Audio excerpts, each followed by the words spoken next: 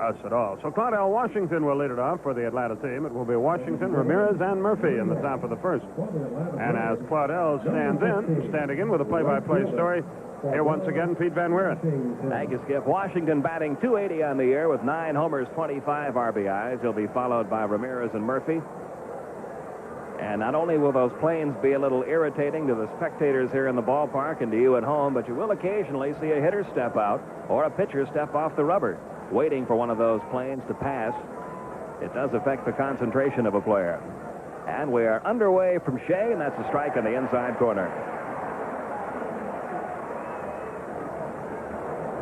Braves have never beaten Ron Darling. He's 2-0 against Atlanta this year, 4-0 against Atlanta lifetime.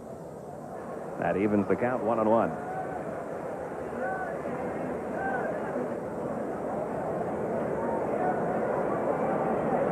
And now the 1-1 offering. Line down the right field line. That's a fair ball, maybe more than one. Washington heading for second. The throw by Strawberry will not be in time, and it's a leadoff double for Claudell Washington, his 10th double of the year.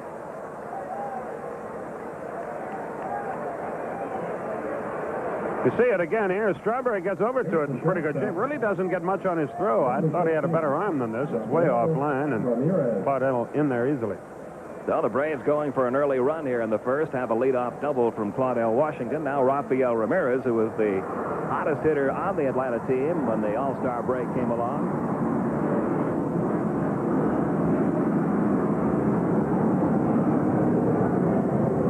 He brings a 13-game hitting streak into this contest, hitting .286 for the season, 4 homers, 34 runs driven in, and he fouls the first pitch back out of play, 0-1.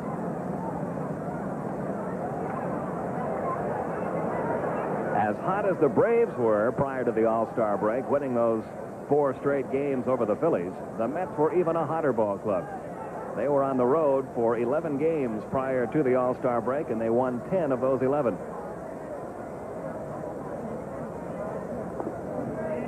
One ball, one strike. Dale Murphy on deck. The Mets begin the day 2.5 games behind St. Louis in the East. The Braves are 9.5 behind the Dodgers in the West.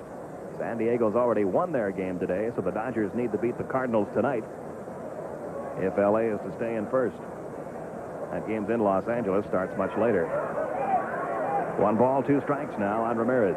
Can you recall how long has Darling been wearing number 12? Is this something new? I know he wore it in Atlanta last time, but I don't think that was his number last year. 44 was his number, and then, of course, the number Patrick was wearing. Tommy has worn that ever since he wore it as a defensive back at Houston University. Football.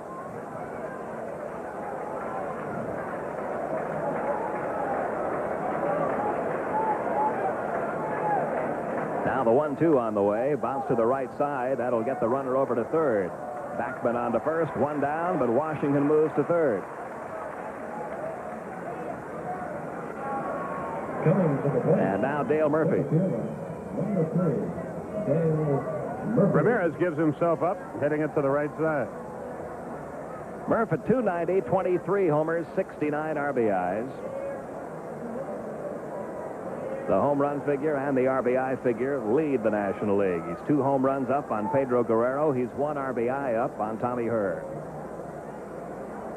The Mets are conceding a run here, playing the infield back, but Murphy missed the curveball, 0-1. Murph just back from the All-Star game. He went 1 for 3 in that contest. He had a double. Batting only .133 lifetime against Ron Darling. There won't be many Braves with good career averages against Darling. Braves have never done much with him.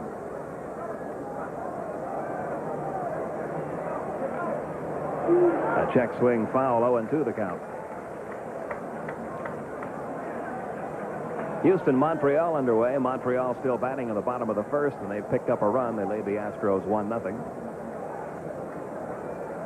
There you see the infield back all the way around.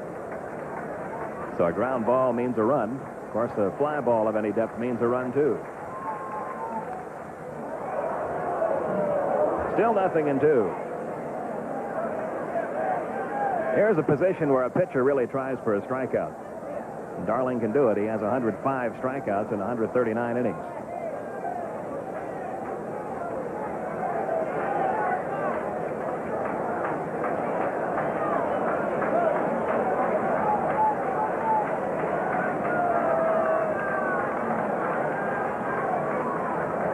Washington off third. And the 0-2 on the way. Missed way outside, 1-2. Here comes a big one.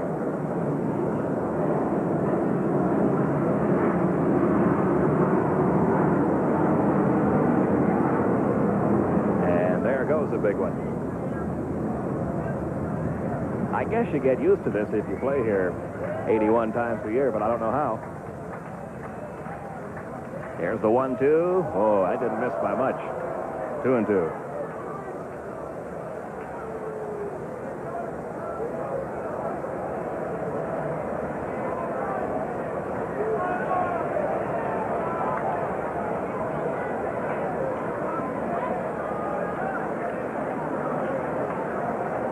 One man out, a runner at third in the top of the first.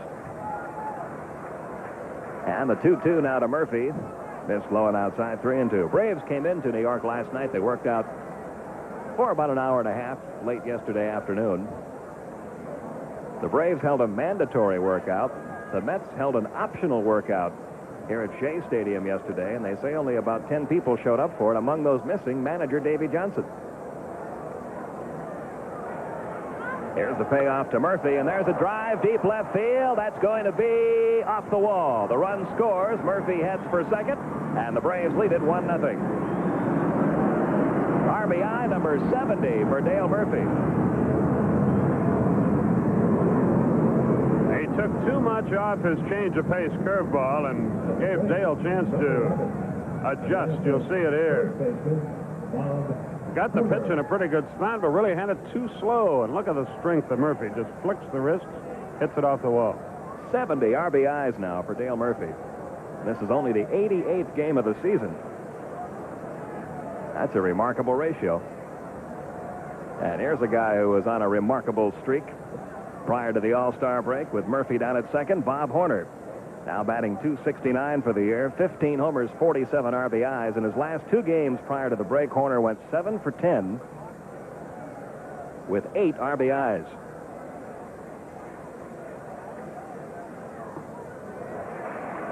Nothing and 1.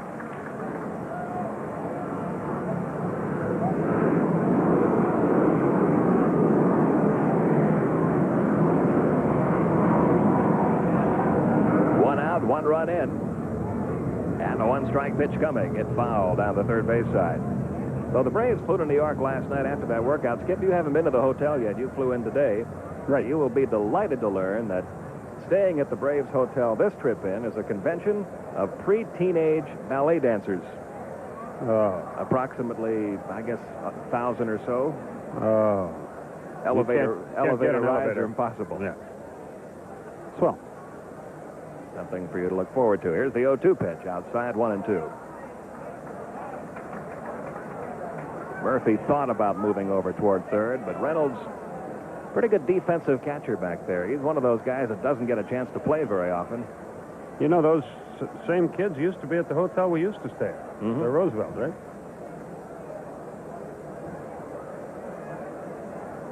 More floors to operate the elevators on in this hotel. Yeah, I know. 1 ball, 2 strikes on Horner. Murphy at second. 1 run in. There's the Darling curveball. Hit foul into the Mets dugout. I thought it was sort of a cute curveball. I don't know if I'd go quite that far.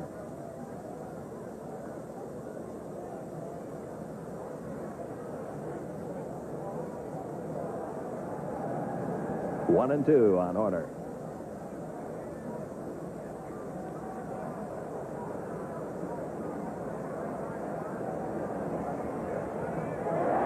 Reynolds couldn't hang on.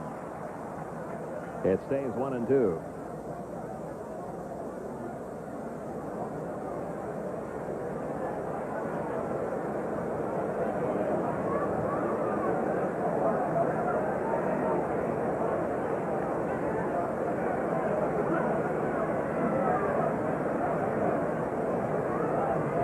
Now Darling and Reynolds having a little trouble getting together, and you might see this a few times in this ball game. We mentioned Reynolds doesn't get a chance to catch much with Gary Carter in there most of the time, and he may have different feelings about how to pitch hitters than Ron Darling does. And it's the pitcher that controls that situation. He's the one that's going to get his way eventually.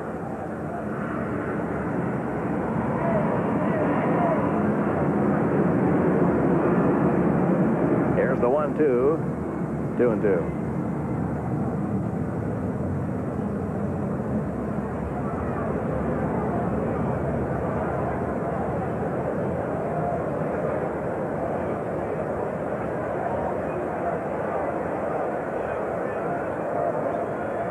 Two pitch coming. That's the strike, and that's an out.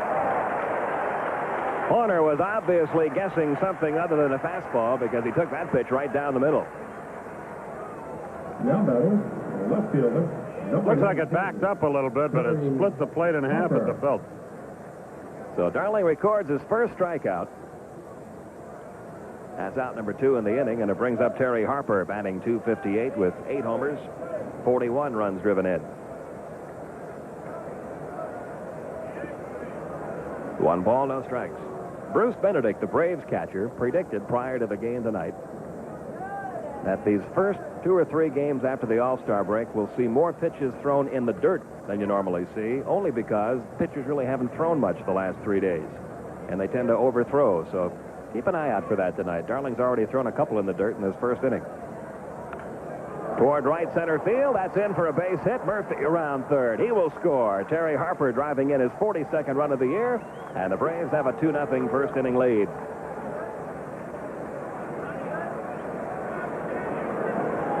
Number 24, Verification, and Overspell. He went out and got a pitch down and away and got it just past Backman to drive on the run. So 3 hits in the inning, good for 2 runs.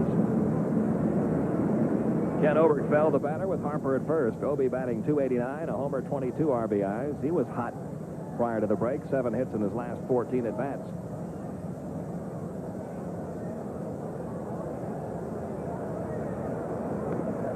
And he takes a ball low and away. The Braves in the last 2 games against the Phillies had 12 runs, 15 hits on Sunday, 13 runs, 19 hits on Saturday. And they've opened up this game against New York with 3 hits, good for a couple of runs here in the first. Harper back safely.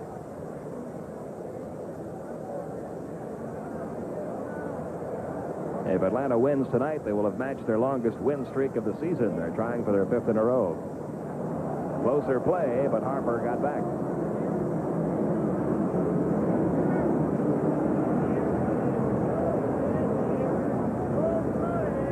He was in there all right, though it was close. The runner going on the 1-0 pitch. There's the throw by Reynolds, and it got him. Rafael Santana took the throw. Terry Harper caught trying to steal, and the inning is over. But the Braves pick up a couple of first-inning runs. We go to the bottom of the first. New York coming up. Ladies and gentlemen. 13 and 7, earned an average of 3.27. He's 0-1 this year, 2-4 lifetime against New York. And at center fielder Len Dykstra leading it off for the Mets, batting .256, 1 homer, 11 RBIs. Mailer's first pitch, inside corner for a strike, 0-1. 2-0 Atlanta. First of a 4-game series here with the Mets, who have really dominated the season series against Atlanta, beating the Braves 7 times in 8 meetings to this point. The off-speed curve is popped toward short. Ramirez drifting back. Can't hang on to it. He might have lost that one in the lights. It's usually a ball hit at about that height and not way up in the air that causes the infielders and outfielders problems here at Shea. Here's the Mets second baseman. It hit him right in the glove. I don't know what in the world could have happened to him on that. It'll be an error charged to Ramirez and a speedy Len Dykstra, the runner at first. The batter will be Wally Backman. Dykstra 7 for 8 in the stolen base department. Backman at .268, 1 homer, 13 RBIs. Bouncing ball right side, base hit right field. Dykstra heads for third. The throw by Claudell Washington won't be in time. And the Mets have runners at first and third.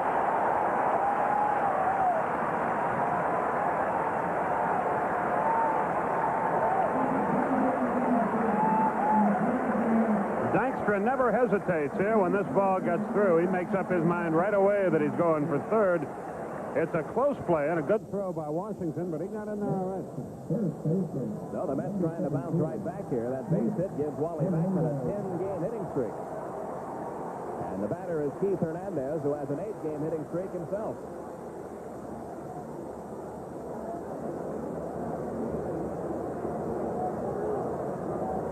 Dykstra and Backman are your base runners. Here's Hernandez batting .279, 7 home runs, and 43 runs driven in.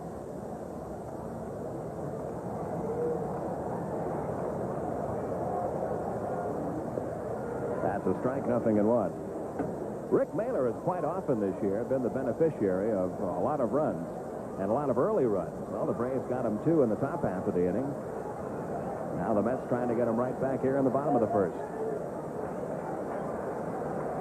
Jim Trahey has all the New York advertising moguls out here at the ballpark for a little get-together tonight. Among them, Pat Keogh, formerly of Atlanta, now working up here, wants to be remembered to his friends and family back in our part of the world. Now Raphael is going out to field a balloon. Now he thinks better of it the way this has started. He's going to let Murphy do it. And Murph popped it. You'll have to take our word for it. And now time back in as Hernandez steps back in the batter's box. First and third, nobody out.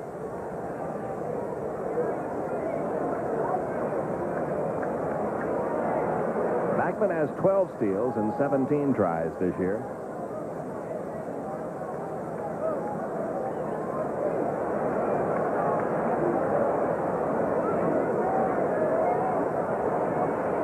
And the 0-1 to Hernandez missed high, 1-1.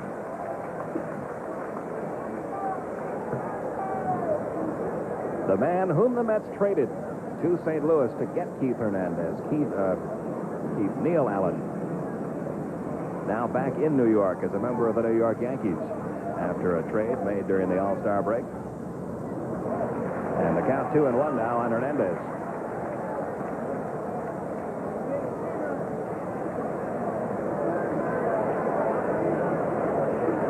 Tom Paciorek wants to be remembered to his wife Chris and the kids looking in Stone Mountain. It's a good break for him coming over here. And we're very happy for him. He had his, well, really little option. If no major league club picked him up, he was assigned to Buffalo AAA baseball. And Tom, of course, a major leaguer for a long time. There's a drive toward left. Terry Harper coming on, makes the catch. Dykstra's going to try. The throw is off mark. The run is in. And it's a 2-1 Atlanta lead. Hernandez driving in his 44th run of the year.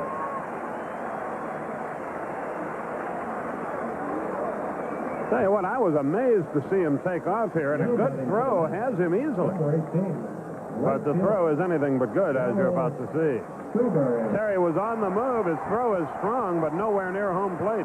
If it is, they got him by a couple steps.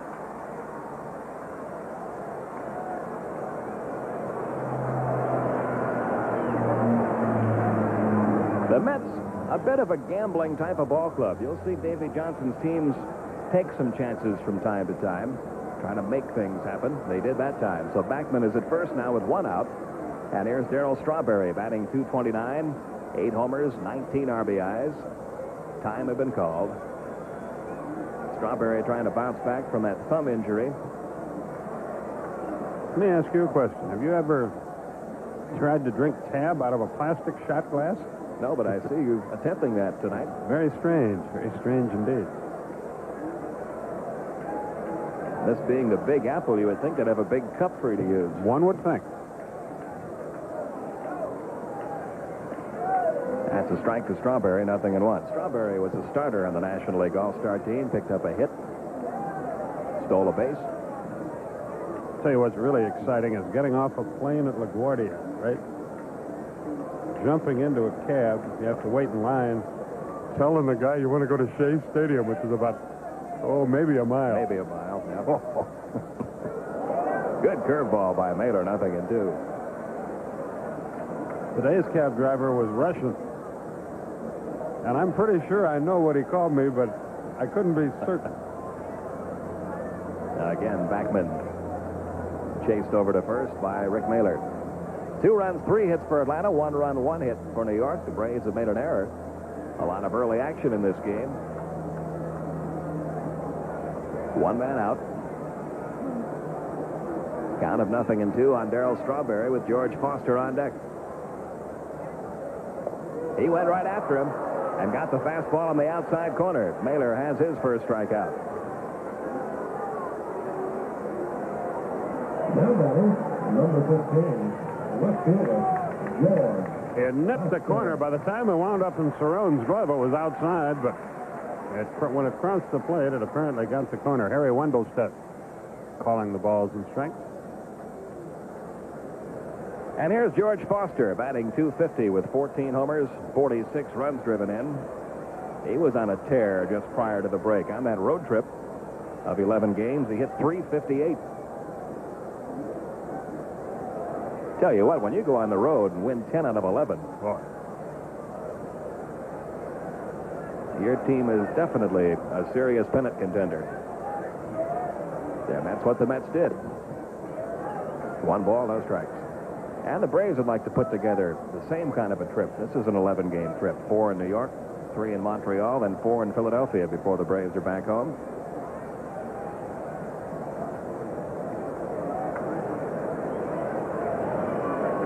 Boy, is our rotation loused up on this trip. The runner is going. The pitch from Cerrone down to second base. Got him. Cerrone's throw a one-hopper, but it got in there just before Wally Backman arrived. And that ends the inning the same way that the Braves had their first inning ended. We've played 1 in New York. It's Atlanta 2, New York 1. Against Ron Darling, Braves leading at 2-1. The New York Mets run was unearned, and the pitch to Oberkfell is high and away, ball 1. Obi was at bat when Harper was cut down trying to steal in the first. He's batting .289, 1 homer, 22 RBIs. And Darling behind in the count, 2-0. Montreal leading Houston 1-0. They're in the top of the 4th already in Montreal. Phillies lead Cincinnati 3-0. Reds batting in the bottom of the 2nd. San Diego a 3-2 winner over Pittsburgh. San Francisco beat the Cubs 1-0.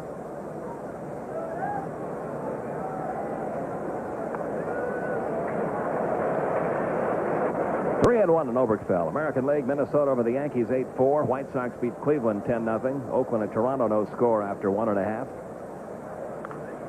That'll be out of play. The count is full. California, Boston scoreless after an inning and a half. Baltimore has taken a 2-0 lead over Kansas City. They're in the bottom of the 1st in Baltimore. Texas at Detroit tied 1-1 after 1. Fan tried to catch that pop foul. It went right between his hands and hit him on the coconut.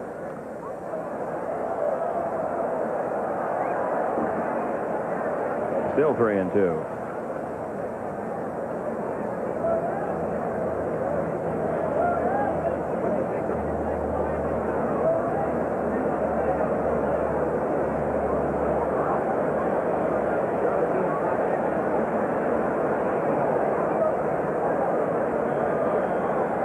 And the payoff pitch is fouled back.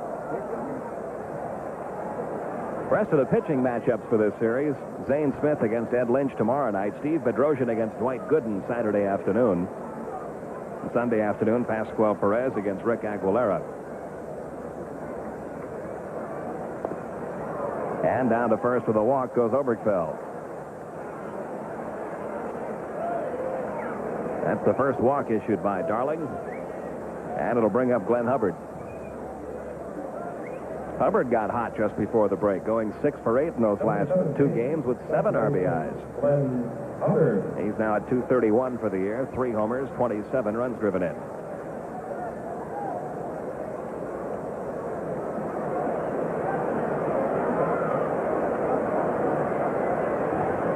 And he's hit by that pitch.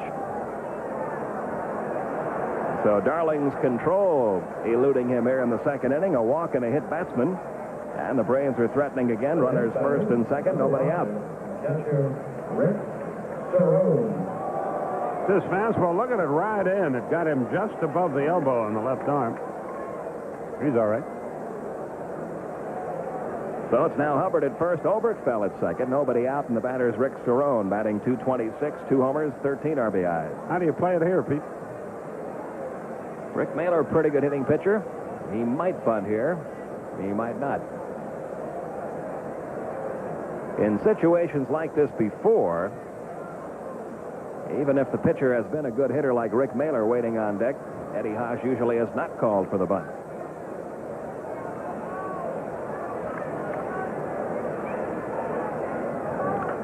Bouncing ball right side. Hernandez will have the play at second. Back to first with Darling covering. Not in time. Oberkfell moves to third. That is maybe the most difficult double play to try to turn on a ground ball. Number 42, Rick Mailer. Look how far Hernandez goes to get to this ball. He's more than halfway to second base himself. So runners are now at first and third with one man out for Rick Mailer. And Mailer, as you know, has often helped himself at the plate. He's batting .218, no home runs, 7 RBIs, including 3 game winners. 1 ball, no strikes.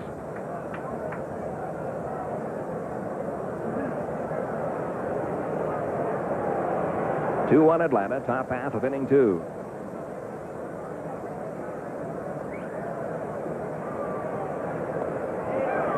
And it's now 2-0. Time called. Ron Reynolds out to the mound for a word with Ron Darling. And looking in tonight, Jim Unger, Ernie Lindstrom, Lenny and Emont up in St. Paul, Minnesota. E.K. Lamont's is where they call home. We know any of their friends? I think an old Atlanta friend, Frank Hyland, may be with that group tonight. 2-1, the count on Rick Mailer. Well, the rest of that group then should know Highland's the one that never buys.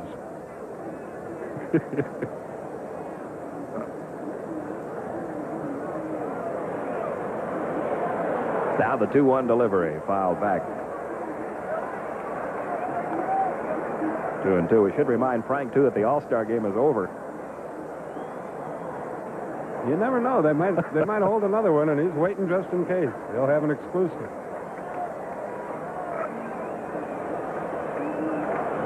Two balls, 2 strikes on Rick Mailer.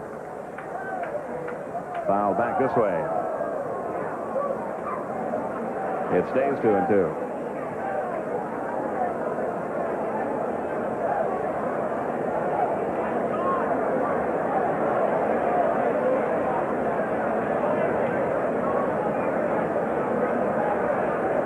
The 2-2 breaking ball missed outside, and the count on Mailer full now, 3-2.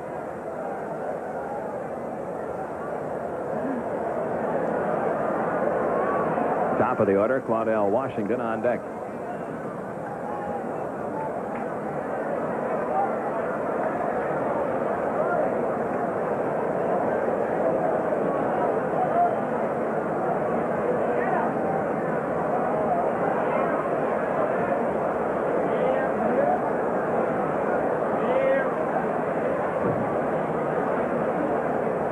Ron Darling's been a little shaky in these first 2 innings. He came into this game with an excellent earned run average, 2.52. He surrendered 2 first-inning runs and is trying to pitch out of a problem here in the second. And he walks the pitcher to load the bases. So 2 walks and a hit batsman. They have Darling in a mess here in the top half of the second, and Claudell Washington, who opened the game with a leadoff double, coming to the plate. Right fielder, Claudell Washington. Takes a little discipline on the part of a pitcher like Mailer to lay off that pitch. It did miss the strike zone, but not by much. Some managers will give you the take in that spot, though I don't think Eddie Haas is one who would do that.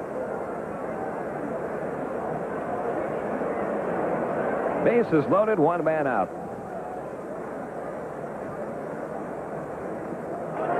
Something off speed, and Darling out in front, 0-1. Well, Billy Martin's mad again, huh? This time, Sparky Anderson has drawn his ire. High in the air, not too deep to center field. Len Dykstra is out there waiting. He'll make the catch. He dropped the ball. Oberkfell scores. Moving over to third is Cerrone. They've got the out call, I guess, was made on Claudell Washington. They're saying that Dykstra dropped the ball in the act of throwing. And so it's a 3-1 Atlanta lead. We'll wait for the official score to rule on that one. Mailer held at first. Moving over to third, though, is Rick Cerrone. Shortstop, Rafael Ramirez. Well, they're right. He was in the act of throwing.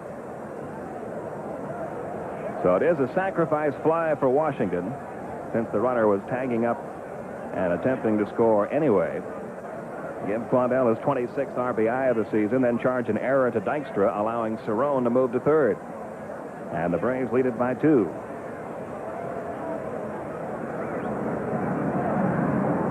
Rafael Ramirez grounded out his first time, batting with runners first and third and 2 outs.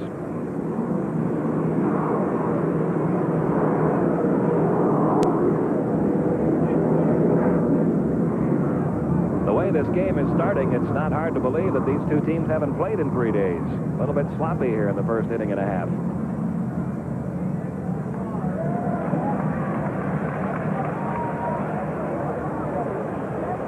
3 runs, 3 hits, 1 error Atlanta. 1 run, 1 hit, 1 error New York.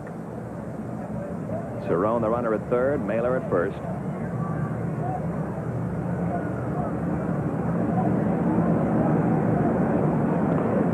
And it's now 3-1 on Rafael Ramirez.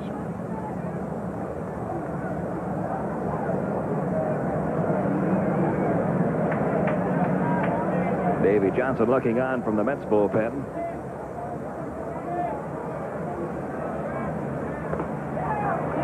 And that's the third walk of the inning issued by Ron Darling.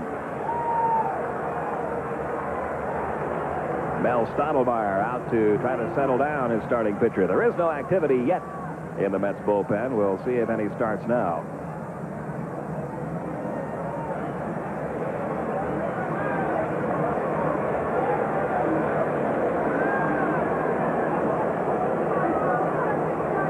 Darling will from time to time run into a wild spell.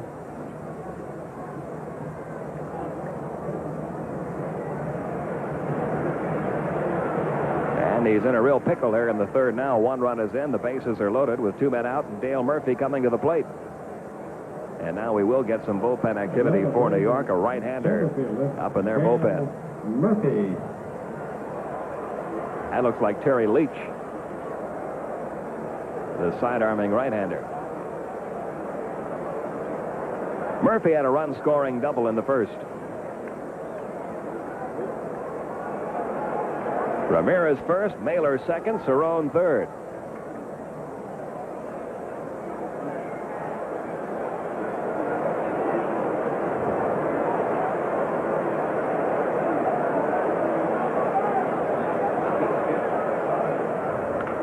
Line right at the shortstop, Rafael Santana. Murphy hit it right on the nose, but right at the Mets shortstop to end the inning. So the Braves pick up a run, and that's all.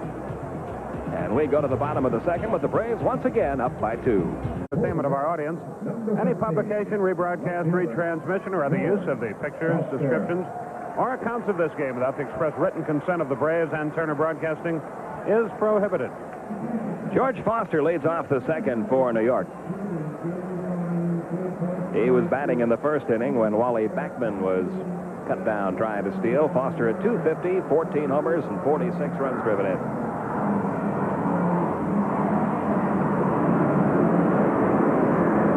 He will wait for the airplane to pass over. George Foster will wait every at-bat before stepping into the box.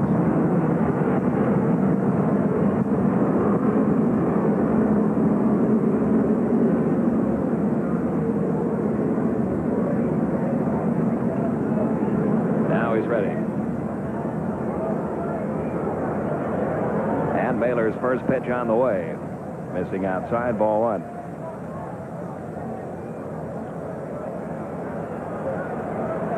3-1 Atlanta, bottom half of inning 2. 1 ball, 1 strike. George not real happy with that last call. Howard Johnson on deck.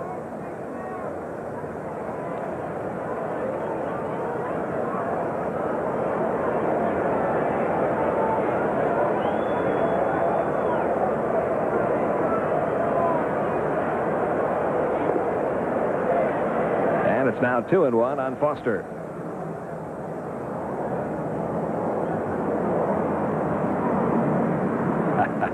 Here comes another airplane.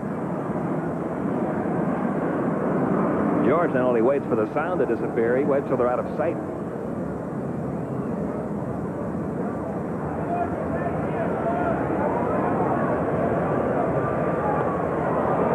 Two and two, the count on Foster.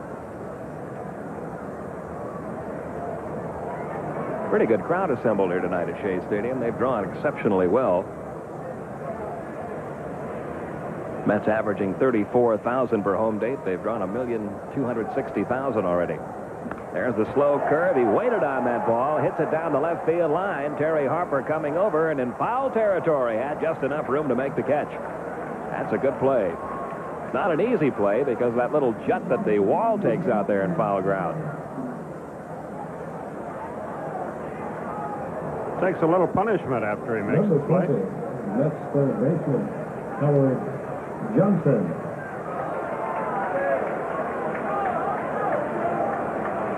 So one down in the second, and Howard Johnson, the batter. Howard batting .220 with 4 homers, 18 RBIs. He got off to a very, very slow start for New York this year. But on the road trip, he had .341. What was the little ticker tape thing you threw away without? Here's the 0-1. 1-1. It's the first quarter Canadian Football League score. Ottawa, Saskatchewan. Interested? No.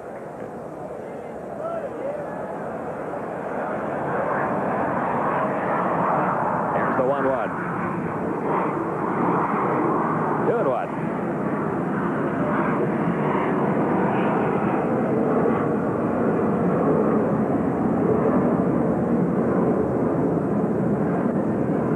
Johnson acquired from Detroit in the trade for Walt Terrell. Terrell's had a sensational first half of the season for the Tigers.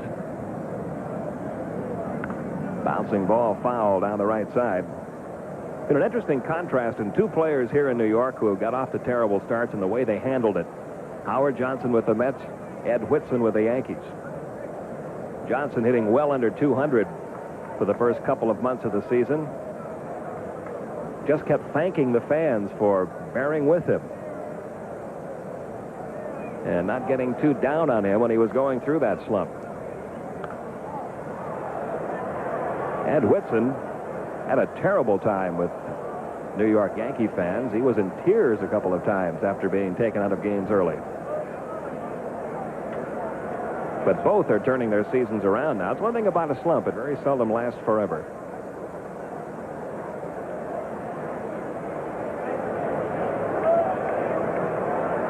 Here's the 2-2 pitch. Grounded to the right side. Bob Horner has this one. Mailer will cover. And there are 2 outs.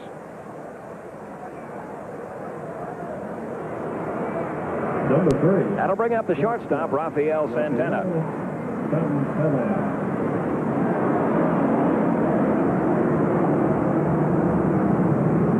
Santana batting .254, which is a good batting average for him. 1 home run, 18 RBIs.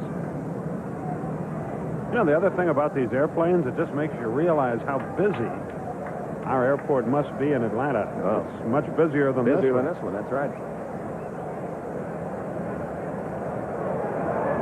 1 ball, no strikes.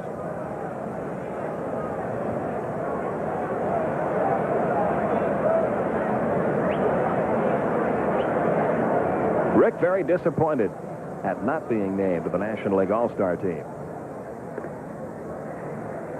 2-0 the count. And rightfully so. You win 13 games by the All-Star break, number 2 in the major leagues. You should feel like you deserve a spot.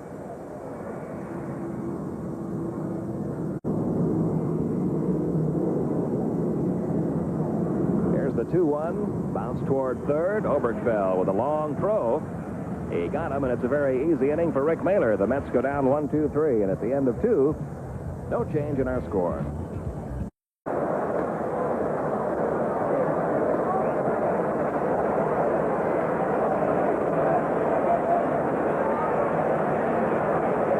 Bob Horner leading off the third. He looked at a third strike his first time up.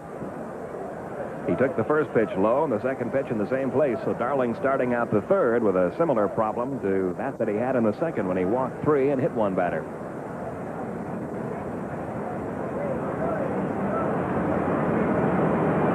Another one bouncing up there all the way back to the screen, 3-0. Well, we told you what Bruce Benedict said, and we have seen a lot of balls in the dirt from both pitchers, Ron Darling and Rick Mailer. There may be some truth to that if you miss a couple of days of throwing.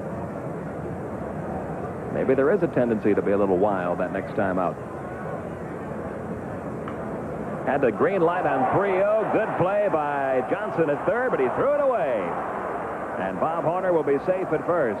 Johnson had plenty of time. That ball was hit so hard. But that throw just sailed on him. And that'll be the second New York Mets error of the game. He makes a good play there to get to the ball.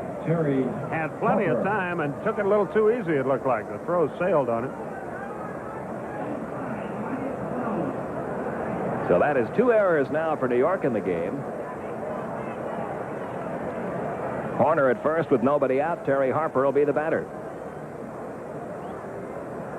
Harper had a run-scoring single his first time. Braves leading at 3-1. Sloppy ball game to this point. 1 ball, no strikes. And Ottawa leads Edmonton 7-0 after a quarter in that Canadian Football League game. For those of you weird enough to want to know.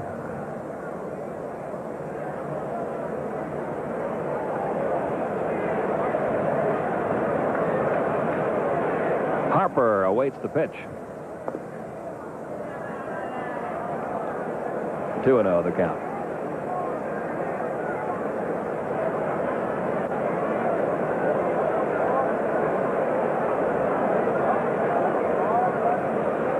Hernandez not holding Bob Horner at first. There's been a little controversy when Hernandez does hold runners at first. And we will see it the next time there's a runner on base for Atlanta when he is holding the man. The first baseman is supposed to have both feet in fair territory, and they say that Hernandez cheats on that once in a while. Will play in front of the runner with 1 foot in foul territory. There's Terry Leach again in the Mets bullpen. He was up an inning ago. Horner is running. The pitch drilled toward right center field. Dykstra on the run. He makes a diving catch. Horner has to re-tag second on his way back toward first, and he's just back in time. Great play by Len Dykstra out in center field. Almost a double play as Horner had rounded the bag at second. That's a dandy effort there. His throw is not a good one, but he made a heck of a play to retire Harper.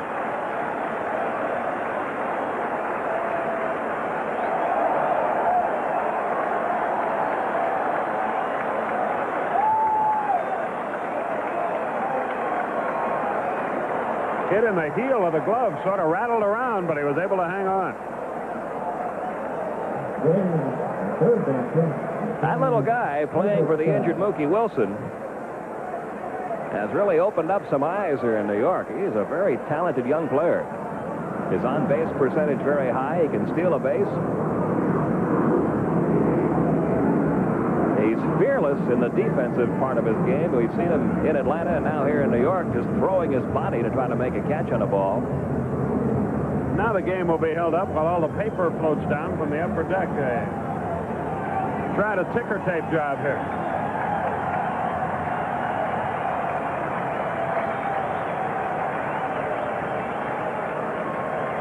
Only in New York. I'm surprised Sherry Wendelstedt didn't start calling them balls and strikes as they came floating by.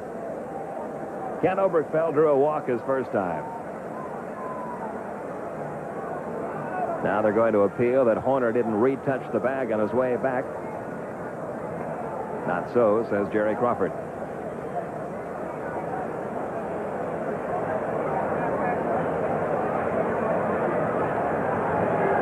1 ball, no strikes. 3-1 Atlanta, top of the third.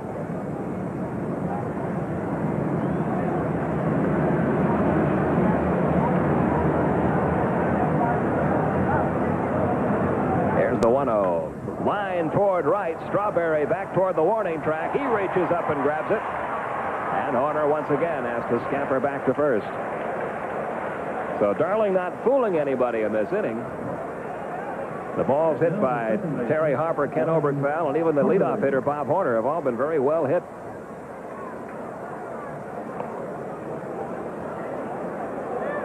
The batter will be Glenn Hubbard. He was hit by a pitch his first time.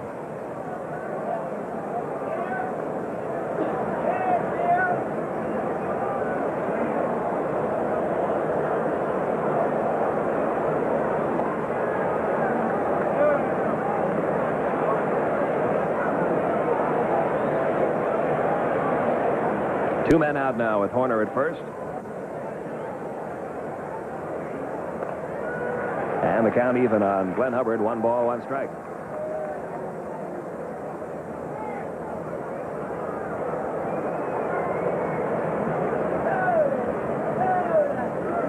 Here's the 1-1. Breaking ball, hit foul down toward Bobby Wine, Braves third base coach. For one of the few times in the game now, Darling ahead of the hitter, 1 ball, 2 strikes.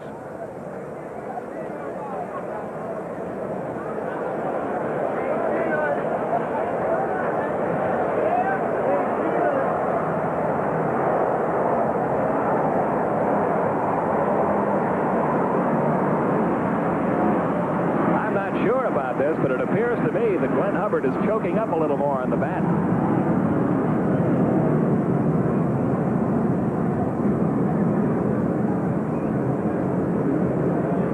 The 2-2 just missed. Seems to me that earlier in the season, Hubbard was way down in the bottom of the bat. He's up almost 2 inches on that bat now. Here's the payoff with the runner going. It's fouled away. And it stays 3-2.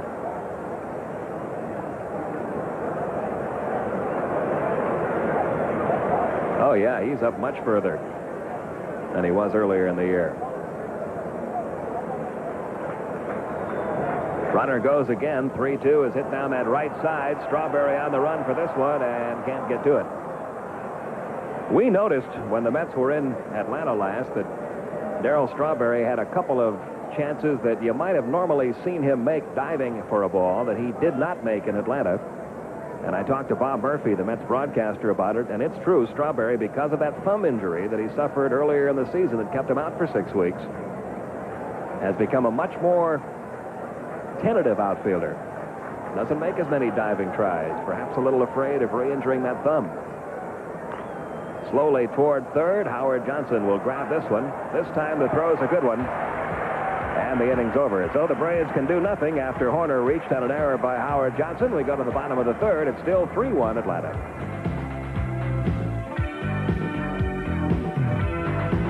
Find out the story on Motor Week Illustrated Saturday at 5:35 Eastern Time on Superstation WTBS. 3 runs, 3 hits, 1 error Atlanta, 1 run, 1 hit, 2 errors New York. Bottom of the third, Ron Reynolds leads it off against Rick Mailer, and stepping in to tell you all about it, once again, here's Skip. Okay, Pete, thank you very much. Reynolds hitting .304 with no homers. He's driven a homer run. He hasn't played very much, but he's in there tonight.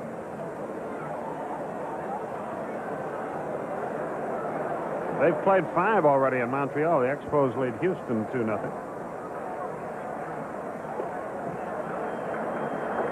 One and 0 to Reynolds. Philadelphia 3-0 over Cincinnati after 3.5.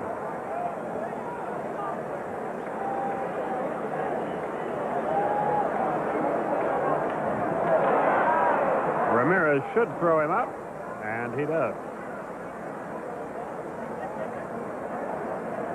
Reynolds is retired. Here's Ron Darling. Next pitcher, Ron. Ball was fairly sharply hit. Raphael got to it with no problem.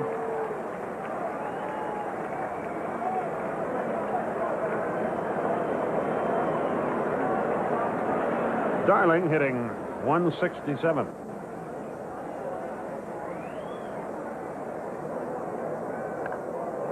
He's hitting a little more than that now.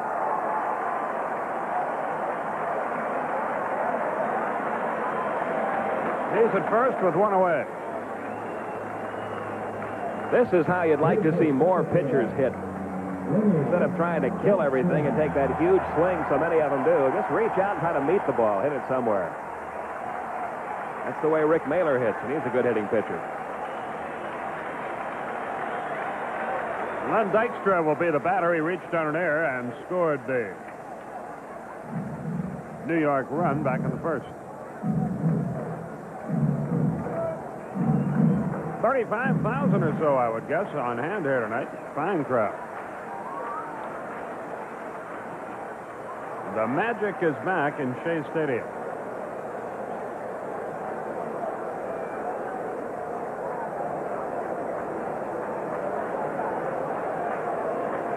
Three and 1 for the Braves. 1, 2, and 2 for the Mets.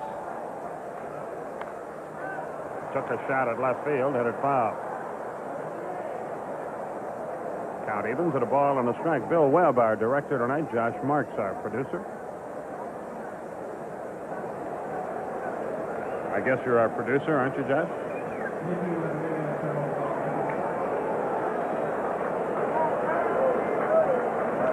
He is. 1-1 is the count. Into the seats, it's 1-2. Fans scramble for the souvenir.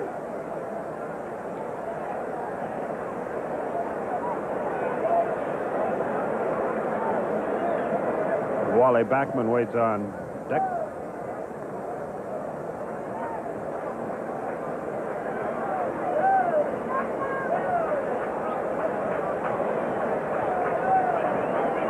Same two teams tomorrow night. We'll have it for you at 7:30 Eastern Time.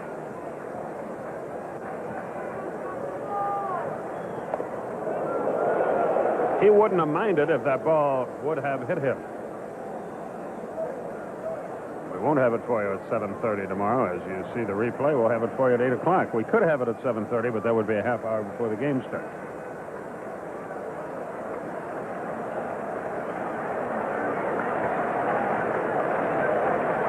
How long did that bus ride take you guys today? About an hour? Close to it. Be worse tomorrow. The 2-2. Let up high. He's run it full, 3-2. Darling stole a base against the Braves last weekend in Atlanta, or 2 weekends ago, so. He might take off here. Rusty Staub looks on with Davy Johnson. Staub was on the right of your picture.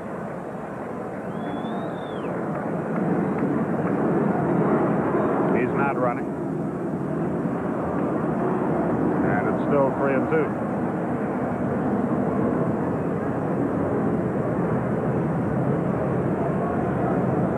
Well, the big news here in New York today, Phil Simms signed a new 5-year contract with the Giants for close to $4 million.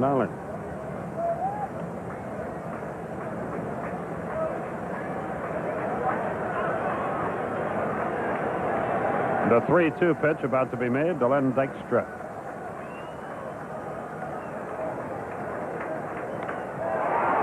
Great catch. Hubbard, throw to first. Safe. Fine play by Hubby, though. That ball appeared to be up the middle. We have seen some fine defensive plays in this game on both sides. Hubbard, you see him get a little break almost before that ball was hit. And good infielders will do that. They look and see where a pitch is going to be located in the strike zone and cheat a little bit, take a step in one direction or another before the ball's ever hit. He was able to do that on that ball hit by Dykstra and make the play. And Wally Backman stands in. The really big news in New York today, though, was Madonna offered $2 million to buy an apartment, and the building turned her down. They did not want her living in their neighborhood. Oh. That's big news, all right. Good butt. Obi, bare hand pickup, great play, safe. Horner was running off the field, but Terry Tata called him sick.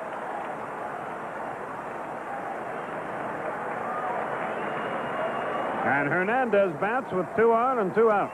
Very close play at first. We'll get a second look here. Boy. Pretty tough to call from that angle. Let's check it from this one. Hernandez. I think he was out.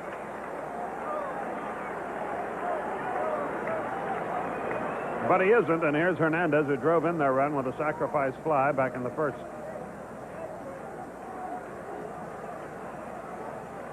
He's at 279, 7 homers, 44 RBI.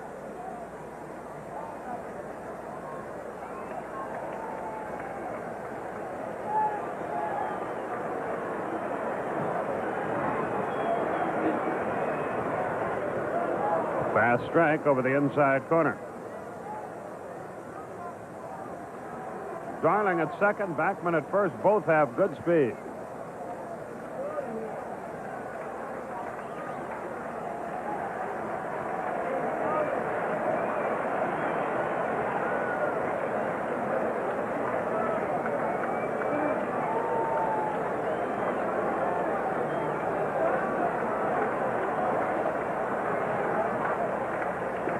Downstairs, and it's even. In his last 14 games, Hernandez has driven in 15 runs, so he's just... Trudy Bateman here at the ballpark tonight, rooting for the Braves, former president of the Richmond Braves Booster Club.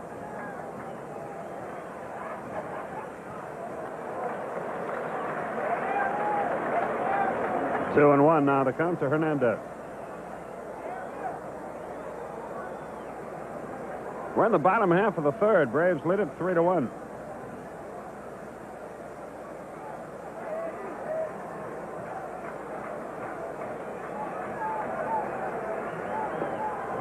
At the knees, outside edge, 2-2. Here's where Hernandez really becomes a good hitter. He's a good hitter anyway, but with 2 strikes on him, he may be one of the best 2-strike hitters in all of baseball. If he gets a pitch here in the strike zone that's really not to his liking, he'll foul it off somewhere. The runners lead. Naylor takes too much time. This game is going at an agonizingly slow pace.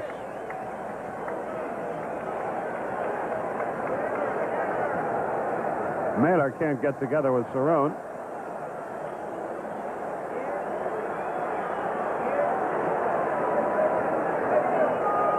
Now everybody's ready. He was out in front and lashed it foul into the seats.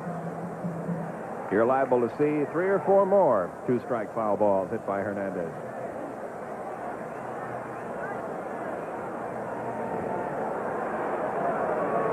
Eddie House goes to the tobacco pouch.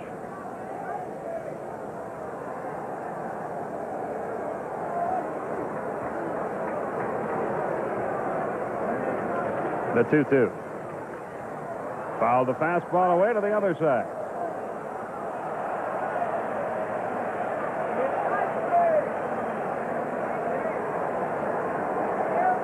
Two balls, 2 strikes on Hernandez.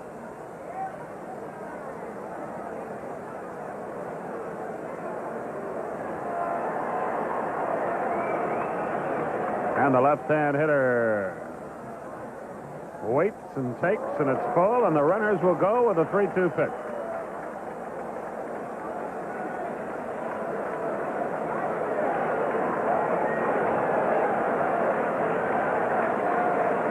Darling at second, Backman at first, 2 out.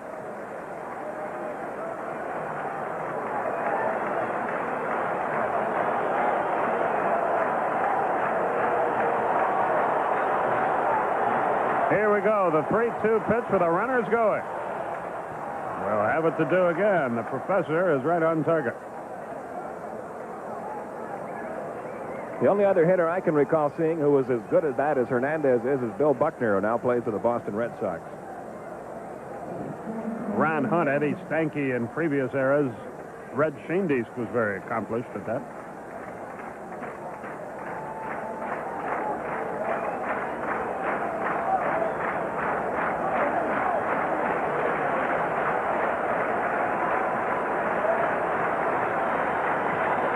Again, we await the 3-2 pitch.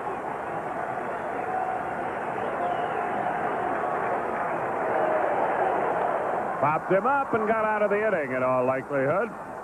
Ramirez in short left, and the inning is over.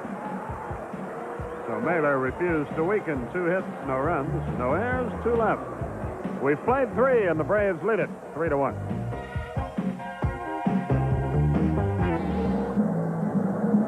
The Bear gets no credits, huh? No. Doesn't seem right. Rick Cerrone leads off the Atlanta fourth. The fourth inning. For the Atlanta Braves, catcher Rick Cerrone. Cerrone bounced into a force play his first time. It would be Cerrone, Mailer, and Washington in the Atlanta fourth inning. Braves enjoy a 3-1 lead.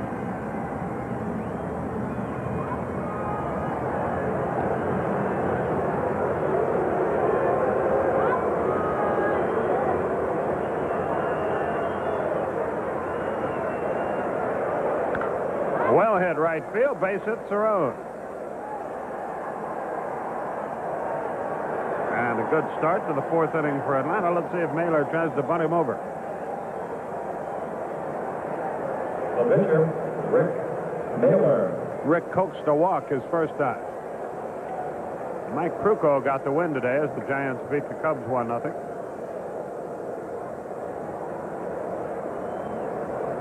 Jeff Leonard drove in the game's only run. He was going to bunt. He took it high. 1 ball, no strikes.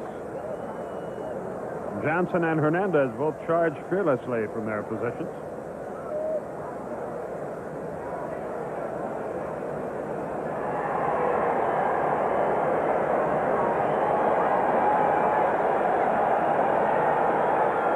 He shortened a bunt, then was going to swing away, but he took a strike and evened the count at 1-1.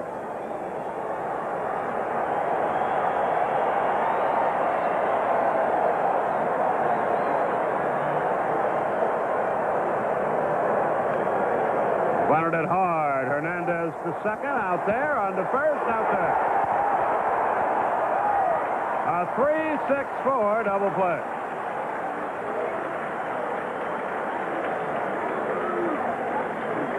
And the key to a double play like this is the man who makes the play on the field, which is Hernandez in this case, has to have his mind made up right away that he's going to second. If he hesitates at all, he'll either be late down at second base or they won't have time to get to at first. That was very nicely done by the Mets. Hernandez immediately going to second, where Rafael Santana took the throw, got rid of it in a hurry, cheated a little bit down there at second base. Came off the bag, it appeared, a shade before he got the ball. Meanwhile, one of 2 things is happening here at Shea Stadium. Either they're getting the wave started, or the muggers are even more brazen than usual, because a lot of people are raising their hands as the game progresses. Here's Washington. He has doubled and scored a run, drove another in with a sacrifice fly. And he looks at a curveball for a strike. Someone on a New York street corner near our hotel today was selling Fan the Wave T-shirts. Had a picture of a wave with a big line drawn through it. Hard, but fouled on the right side. It's 0-2.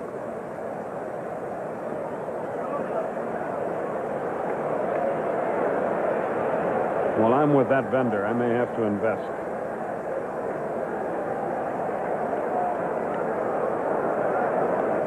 A ball and 2 strikes.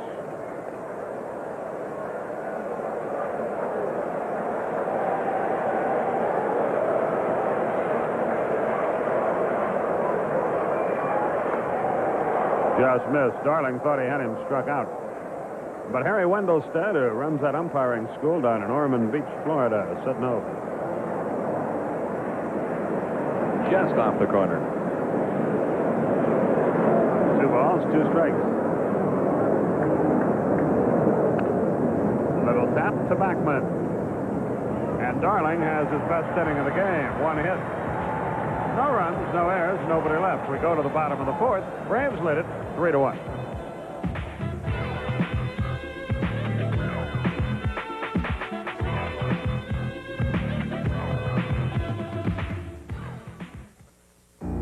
The count evens 1-1. 3-4-1 for the Braves, 1-3-2 for the Mets.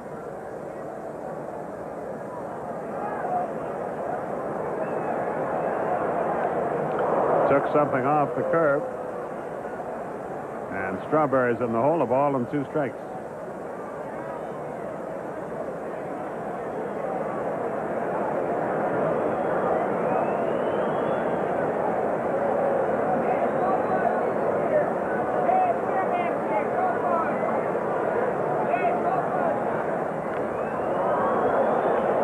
That one knocked Cerrone over. Must have gotten him right in the mask. You can see he's okay. See what happened.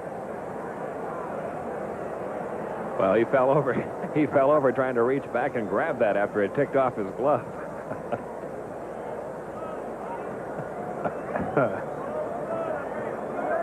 Swan Lake it wasn't.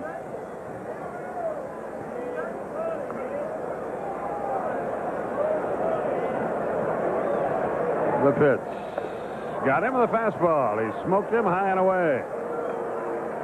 Strawberry here's the Boo Birds. That's strikeout number 2 for Mailer. They've both been Mr. Strawberry. That's left fielder George Foster. Here's George Foster. We'll try to slip him in here between airplanes. Right now, there's an air controller over there. It's saying, "Okay, guys, Foster's up. Time to go."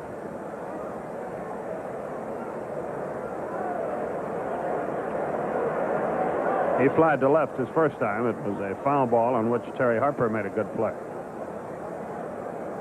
Here it comes. Pitch is high. 1 ball, no strikes. Big Braves fan Sue Johnson hospitalized back in Atlanta. Her husband Don, one of our studio directors. Sue, we hope you have a speedy recovery.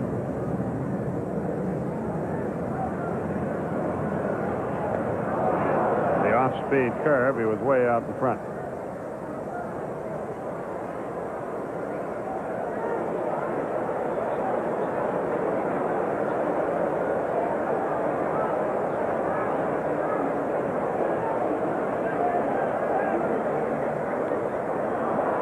One and two.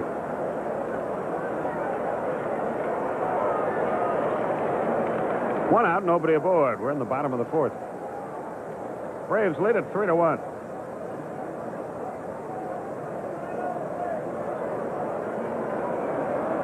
Eight o'clock Eastern time tomorrow night. Graham Smith and Ed Lynch will hook up.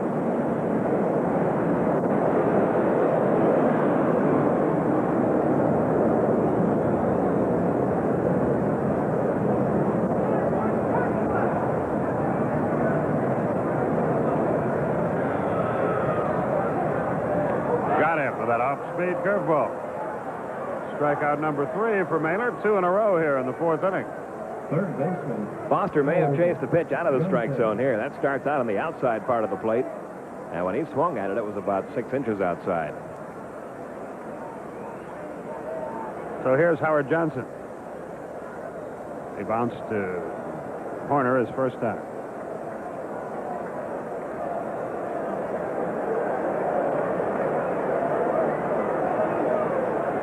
There's that slow curve again. It's 0-1.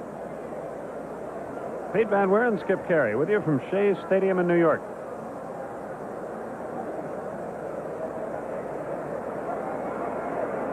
That one slipped on him. It's a ball and a strike.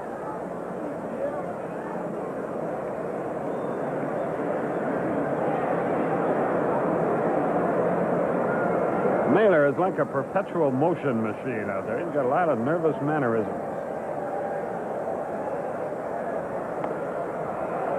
Held up on the fastball. Now they ask for help, and the third base umpire, Jerry Davis, said he went around. Well, here's the second look. Looks like he passed the plate.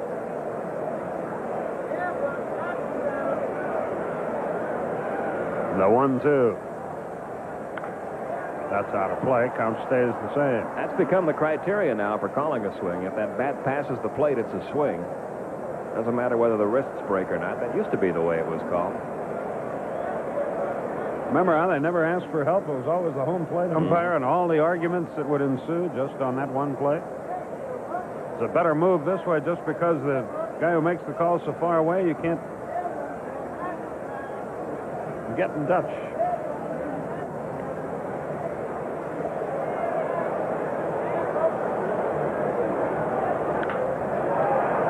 Ramirez gloves it and throws. Close play, but he got him, and the inning is over. Mailer works a 1-2-3-4. We go to the 5th. Braves lead it 3-1.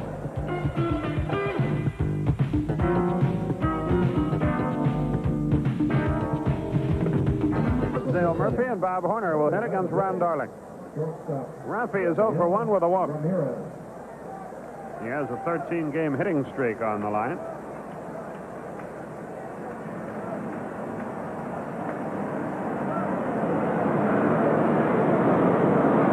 Ramirez stepped out as the jet aircraft whistles by overhead.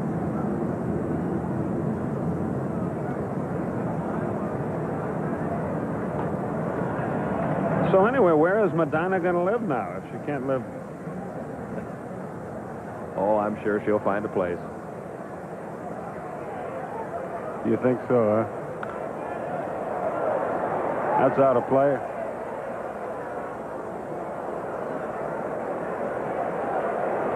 I don't know if she was looking for a penthouse apartment or not. Oh. $2 million she was willing to... Yeah. Boy. Material girl, huh?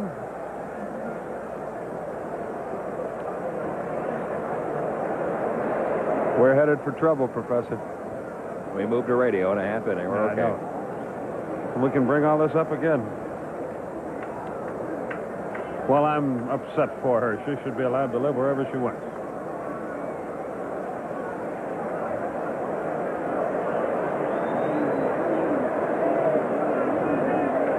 You'd think if you're willing to spend $2 million, you wouldn't have that much resistance. Sharply hit. Johnson plays a little volleyball with it. That'll be a boot, I would guess. It's the third error of the night for New York. Bounces off his glove the first time. He tries to pick it up. He'll drop it again. Played it off to the side of his body, and that's something that you have a lot of managers and coaches tell an infielder not to do. Get your body in front of that ball. Here's the Murph. The doubled homer run in the first, line to short in the second with the bases loaded.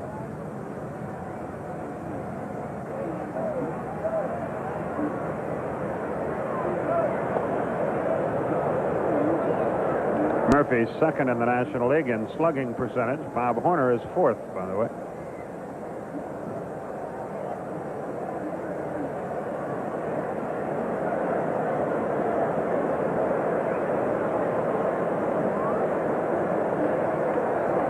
And they chase Ramirez back to first base.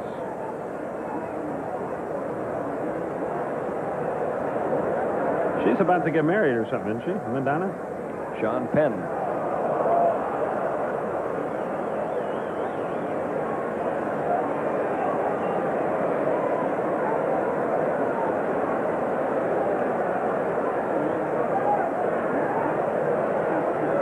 So why didn't he buy the penthouse? I don't know. There were pictures of her in the paper in New York today, but he was nowhere to be seen. There's a drive deep right center. Strawberry's not going to get there. Let's see if Ramirez can score. They're going to wave him, and we're going to have a play at the plate. Backman's throw, and he is up. A great throw by Wally Backman. Ramirez hurt himself a little bit between second and third. He looked back to see where the ball was instead of looking at his coach. And that might have been the difference. It'll be a double for Dale Murphy, who's hit the ball hard tonight. 2 doubles and a line drive to the shortstop. Ramirez will turn around right about now and look to see where that ball is, and that really hurt him. Backman's throw home, a perfect throw. Right on the money. Ramirez trying to slide on the outside edge of that plate. But Ron Reynolds got over there to make the tag. Murphy did move to third on the throw home. You'll see Ramirez go outside that baseline a little bit, trying to sneak a hand in there, but Reynolds blocks the plate, makes the tag. So it's Murphy at third now. A double. He takes third on the throw. And there's 1 out. And they're going to pitch to Horner here. With the infield in.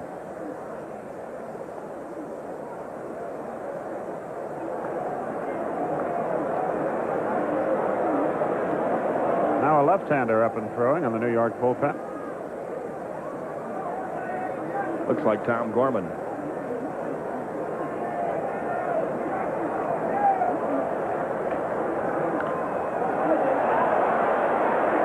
Hernandez should get to this. There's the second out, and a big out it was. Horner fails with a runner at third and less than 2 out. It's all up to Terry Harper. Rafael Ramirez being tended to down there by trainer Dave Pursley. He's had an ailing elbow, but that does not appear to be the problem here. On that slide into the plate, you can jam a hand or a wrist sometimes. And he's flexing his left wrist as he walks down to the end of the dugout now. It's all up to Harper to pick him up here if the Braves are going to score in the 5th. If they don't, this is an inning, you see Ramirez, that may come back to haunt the Braves before the night is over. 0-1 to Harper.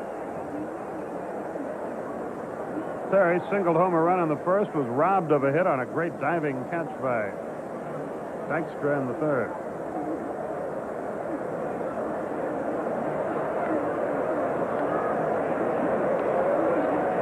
A ball and a strike.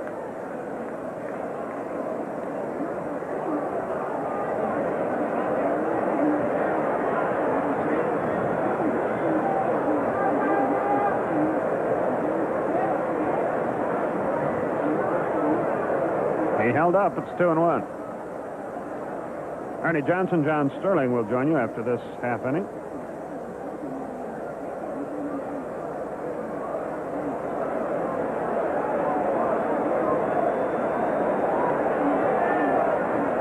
You saw Gorman getting ready.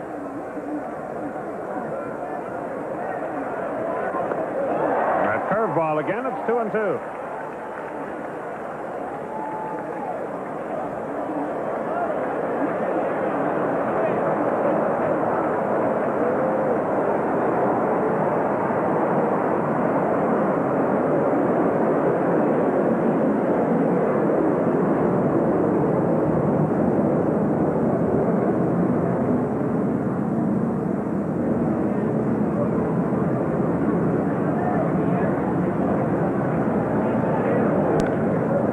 Ball to Johnson. Another bad hop. Can he throw him out? No.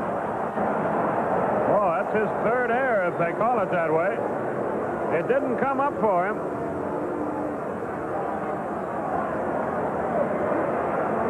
Well, he's going to make a lot of errors if he continues to field balls this way off to the side of his body. You got to get your body in front of a ball hit like that and at least knock it down where you have a chance to recover and throw the man out. You keep playing him off to your side like that, every bad hop's going to eat you up. It's the third error charged to Howard Johnson in the ball game, the second this inning. And the Braves get the run home. It's 4-1, and Oberkfell the batter.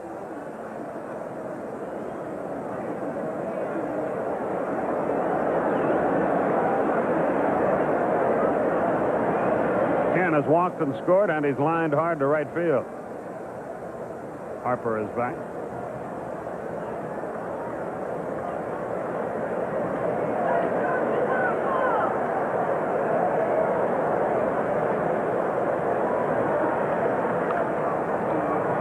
Twisting foul and out of play.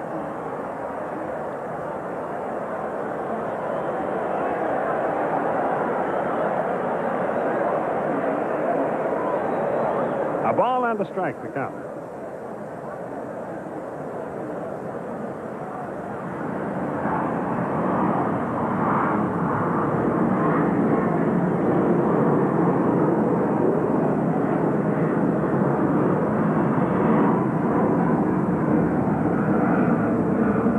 First, 2 out, a run is home. 2 balls and a strike.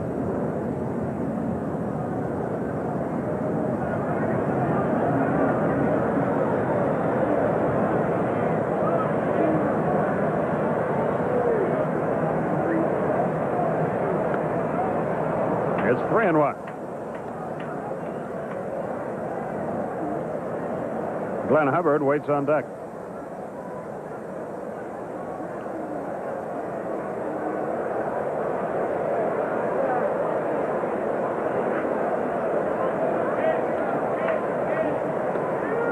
At the knees, 3-2.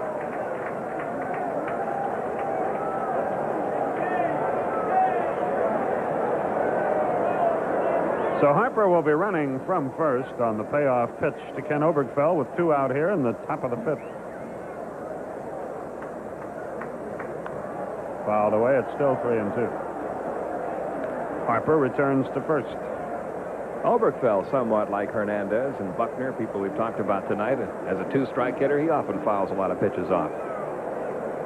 He has only struck out 17 times this year.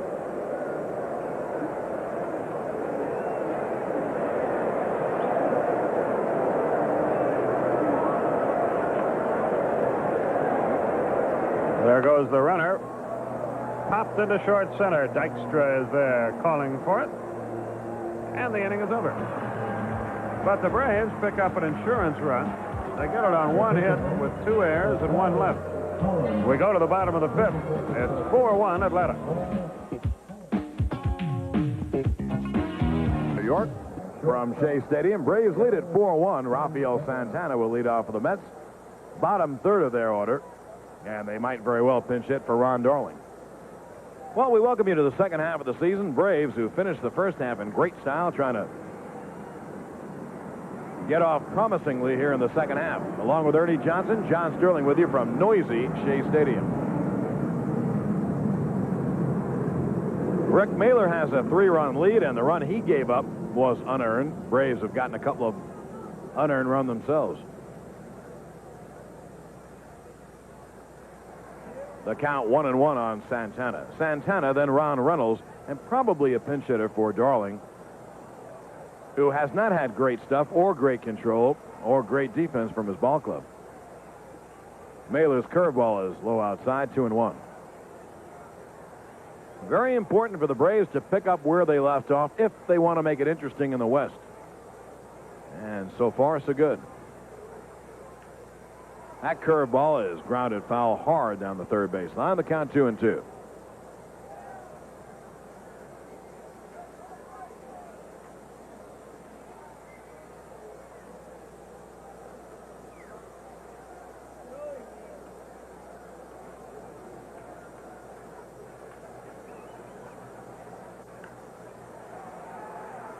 Oh, Ramirez at short. Let the ball play him, and Santana is on. And that should be Ramirez's second error. That was really kind of an easy play. It is an error. That side of the infield's having an awful time, isn't it? High bouncer with that overspin on it. Just took right off his glove. He's charged with his second error. That's error number 6 in this ball game. He kind of took his eye off the ball, and the ball went right off the top of his glove. The Braves have 4 runs, 5 hits, now 2 errors, both by Ramirez. And the Mets have a run, 3 hits, and 4 errors, 3 by Howard Johnson, the third baseman of the Mets. Here's Ron Reynolds. And the error hurts. There's a base hit. First and second, no one out. They throw behind the runner, and he just gets back. Claudel threw behind the runner, and Santana just got back. Here we look at it. A nice play by Washington. Runner just got back. They're letting Darling bat here in the bottom of the 5th. You know what happened? Hubbard thought he was a lot closer. Santana was way off the base. And Hubby was just catching the ball, turning around, figured the runner was on the base. He wasn't. So Hubbard stopped, and Santana dove back in. Well, they let Darling hit to sacrifice. Which sounds strange even to me, and I just said it. But they're going to let him bat so he can sacrifice the runners over and get close in this ball game, and there's the bunt attempt foul. The only run the Mets have scored tonight came really because of an error. Lenny Dykstra hit kind of a soft humpback liner to short. Ramirez bobbled it. And then a base hit and a fly ball to left scored the run. Here's that bunt attempt again. Ball went down, and he just fouled it away. It's always a question of what is the toughest pitch to bunt. High fastballs are difficult because you pop them up. And some people will say the curve because you got to follow it and get good wood on it. Take your pick almost.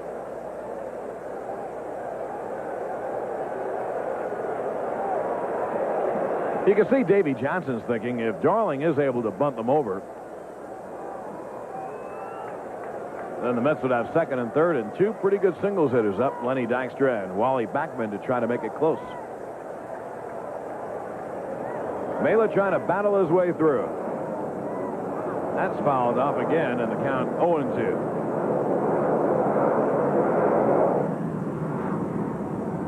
Well, if you leave this ballpark without being deaf,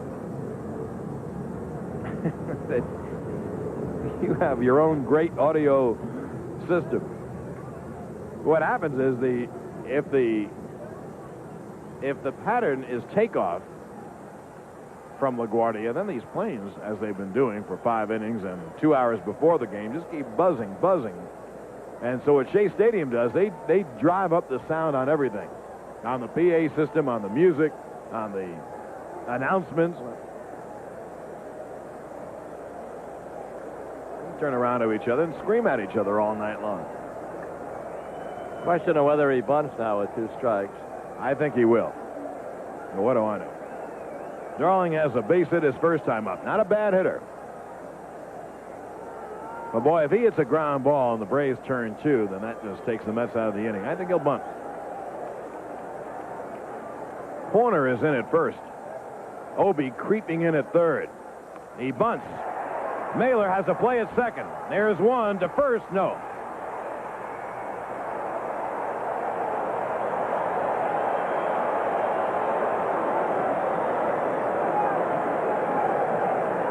It's a nice play. Mailer right away knew that he was going to try for 2.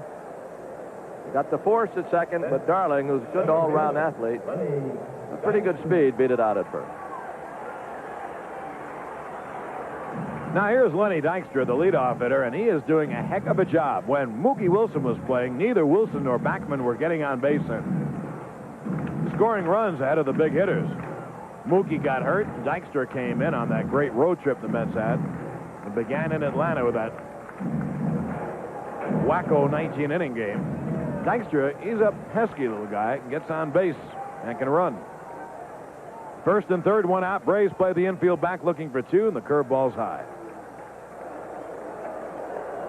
4 runs, 5 hits, 2 errors for the Braves. A run, 4 hits, and 4 errors for the Mets.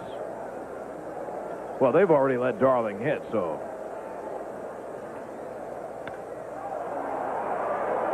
That will be deep enough, I believe, to score the run. Santana runs well. Claudel catches and throws to second base, so it's a sacrifice fly for Dykstra, and it's a 4-2 ball game.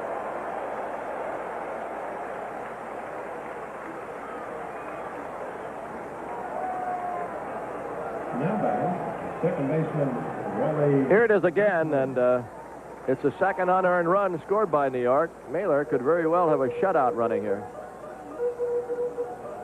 Washington made the correct throw. Had no chance at the plate. Well, I think it's pretty clear cut. He would have a shutout going without the 2 errors. However, error is part of it. And as they say, it's not an excuse to give up a lot of hits and runs. Mailer is a very tough pitcher. Wally Backman takes it outside, ball 1. Well, you have the catcher, Ron Reynolds, at first base. The Braves do not hold him on. Horner will play behind him. Backman is 2 for 2. He had the single to right behind the error by Ramirez in the first. That chased Dykstra to third. Then he had the bunt single. He fakes the bunt, takes the curveball inside 2-0. Keith Hernandez on deck. Braves lead at 4-2. We're in the bottom of the 5th.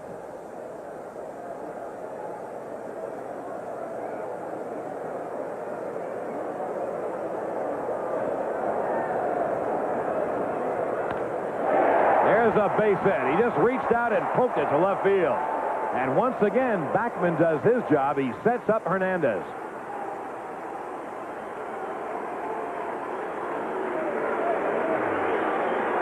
He all hit it where they throw it. It was outside, and a good job of hitting by Backman. He picks up his 3rd hit in this ball game. Harper up with the ball, and here's Hernandez. They are the tying runners aboard. No one warming up for Atlanta as yet, but that might start somebody. Ron Darling at second base, and Backman at first. I mentioned Reynolds. Reynolds was forced out on the bunt. Darling at second, Backman at first, 2 outs. Here's Hernandez. The last time these two guys met, It was back in the third inning. Mela threw him inside fastballs. That fastball away for a strike. Mailer, the thinking man's pitcher, and Hernandez very much a thinking man's hitter. And he kept the ball in on Hernandez time after time. The count went to 3-2, and he got him to pop out on a fastball right in on the hand. That's where he pitched him last time. 2 on, 2 out, 4-2 Braves, bottom of the fifth. And a count of 1-1. Darryl Strawberry on deck.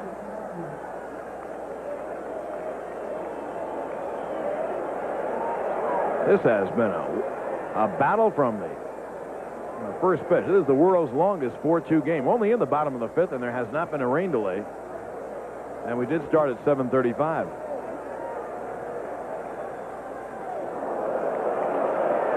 Change curve is low, 2-1. They asked third base umpire Jerry Davis. He says no swing. Last time at bat, it looked like Hernandez was looking for the slow curve. He never got it.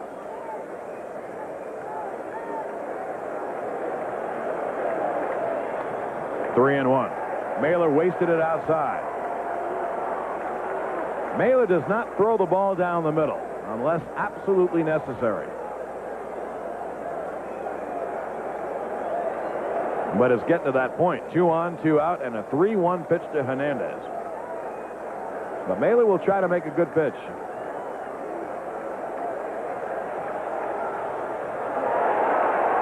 Bases are loaded on the walk to Hernandez. He didn't give in. He wouldn't throw it down the middle. Now he has to get Darryl Strawberry, and he struck out Strawberry twice in a row. This pitch was low. That was a check swing on Hernandez, and he didn't go around. Braves bullpen now becomes active.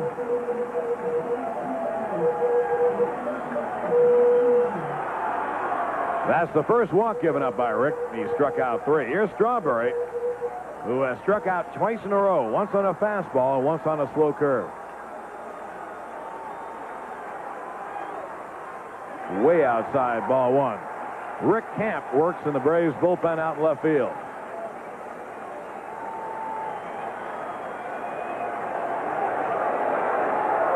Bases loaded for the Mets, 2 outs. And that will tie the game.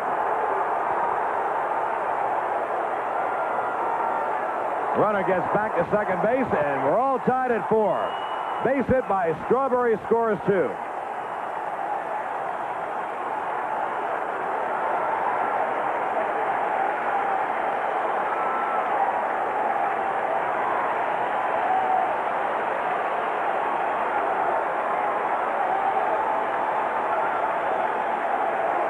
The Mets, who went 10-11 on their recent road trip, played great baseball at home, have tied this ball game. Strawberry single to center. Murphy had a runner between second and third. Threw toward third. The runner got back to second. That's Hernandez. Here's Foster. Now the Mets have scored 3 times. They've tied the game at 4. Runners at first and second, 2 outs, and Mailer's fastball outside, ball 1.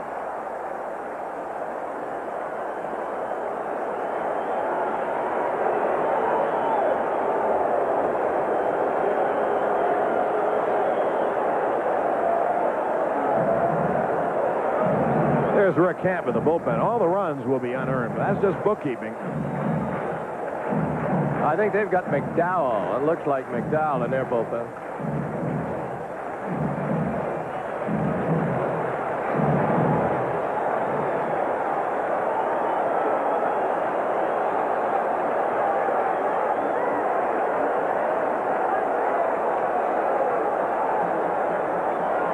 It'll be a 1-0 pitch to Foster. He foul tipped it. And the count 1-1. This is the 8th batter in the inning.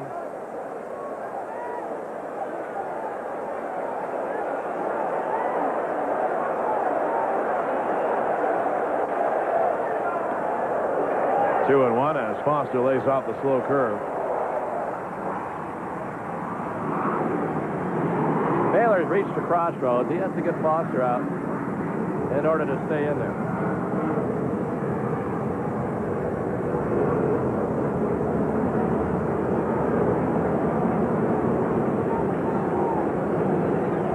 $1,000th plane of the night leaving LaGuardia takes off. And it will be a 2-1 to George. 2-on, 2-out tie score. 3-1. If you're wondering, the last two times that these two teams met on a Thursday night was July 4th.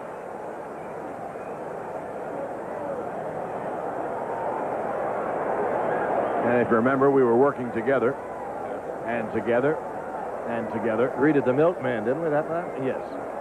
That morning, I should say. That was the 19-inning job. 3-1 on Foster. Bases loaded again.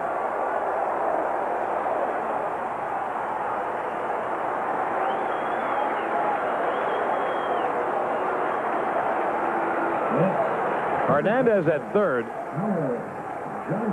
Strawberry at second. Foster at first. And here's Howard Johnson, who's made 3 errors. And he's 0 for 2. So you know he'd like to redeem himself with a base hit. Ball game is tied at 4. We're in the bottom of the 5th.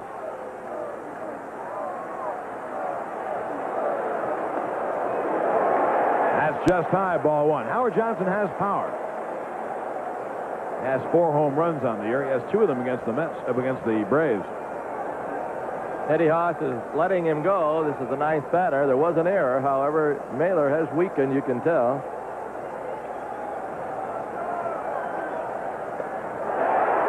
And the count 2-0.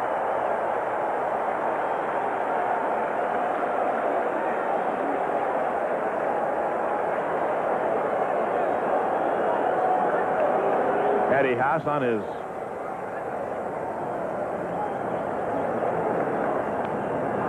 Johnson pops up a 2-0 pitch, and the Braves can get out of it. Who's going to call?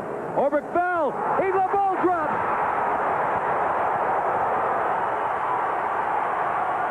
Alphonse Gaston. No one called for the ball. 2-run score and a pop-up behind the mound. The Mets lead it 6-4. And we got another crazy game going. Now, this is a job for Rick Mailer to make a call on this particular ball. He cannot let his infielders decide who's going to do it. He's got to go out there and yell, Obi, Obi, Obi, or Ramirez, Ramirez, Ramirez.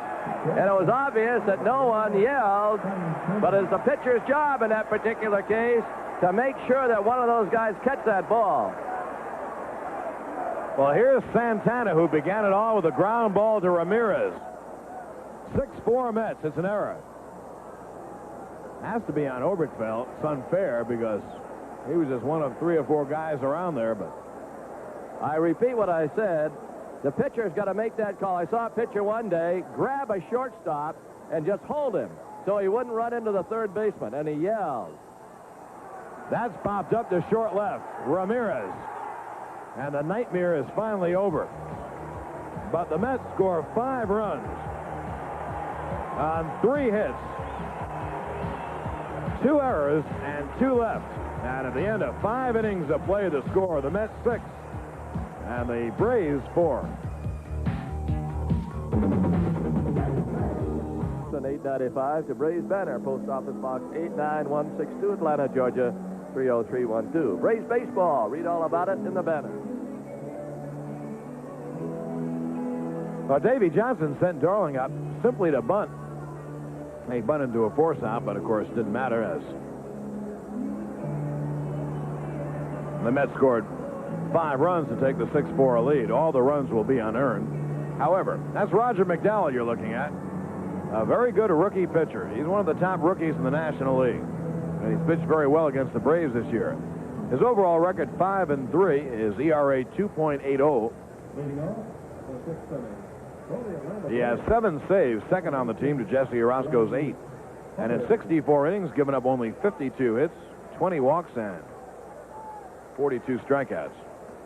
And he faces the bottom third of the Braves batting order, Glenn Hubbard, Rick Cerrone, and then we'll see about Rick Mailer.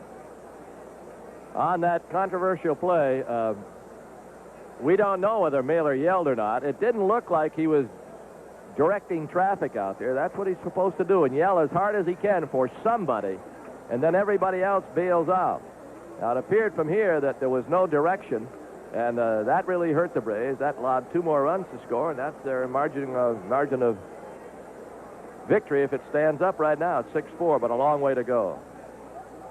Hubby takes a dive. McDowell's a sinker ball pitcher. Everything he throws moves. He throws fairly hard, but the key to his success, the movement on the ball going down all the time. Very good sinker. Foster makes the catch in left field, 1 away. For the Braves, who've run themselves out of a run and then just gave away 2 in the last inning, now down 6-4. I believe they'll lift Mailer. Camp continues to throw, and Rick is the 3rd pitcher up. We'll check in between innings with Pete. Mailer's thrown a lot of pitches here tonight. Cerrone takes a strike. Rick has 1 base hit. See Gerald Perry on deck.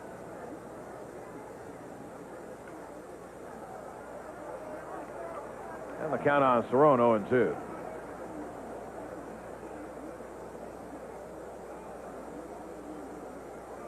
Of course, the Braves could change their mind. You look at Camp and the bullpen. If Cerrone does not get on, they may not waste a guy like Perry who could hit a home run. Might save him.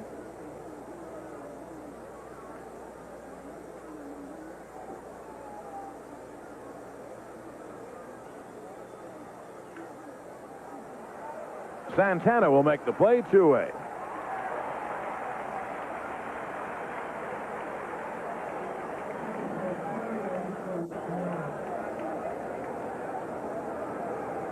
Nice play, Santana. He covers it out there with very little effort.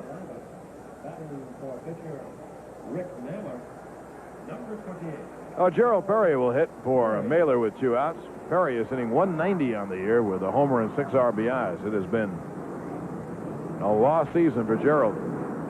At least a lost half season. Maybe he'll be able to straighten himself out and have a good second half. 2 outs for the Braves, top of the 6th. The Mets lead at 6-4.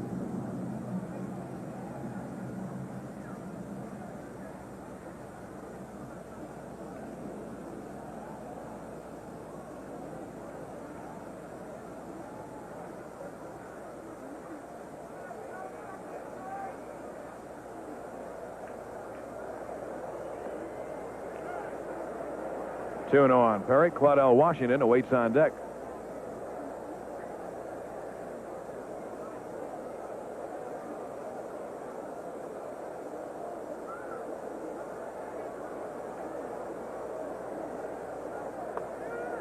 There's a strike. I wonder if Paul Zuvella is going to go in the game.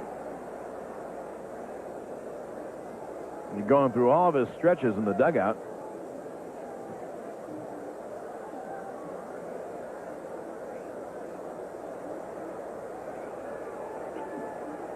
I don't know if Hubby hurt himself or Ramirez. The 2-1.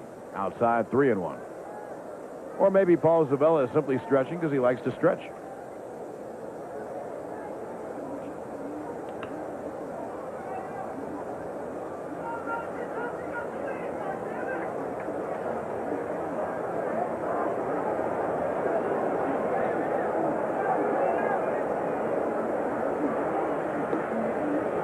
So Perry walks. The Braves bring the tying run to the plate.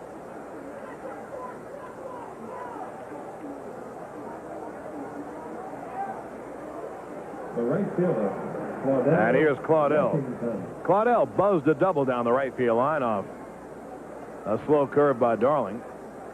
Then hit a sacrifice fly and grounded to second.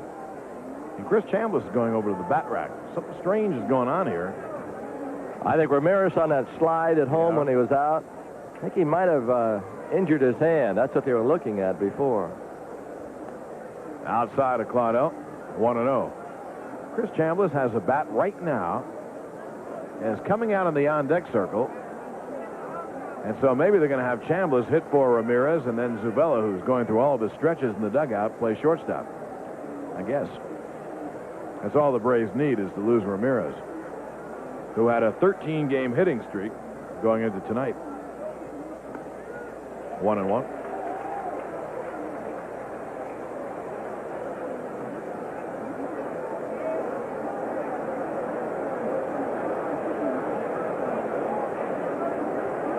There you see Chris getting unlimbered.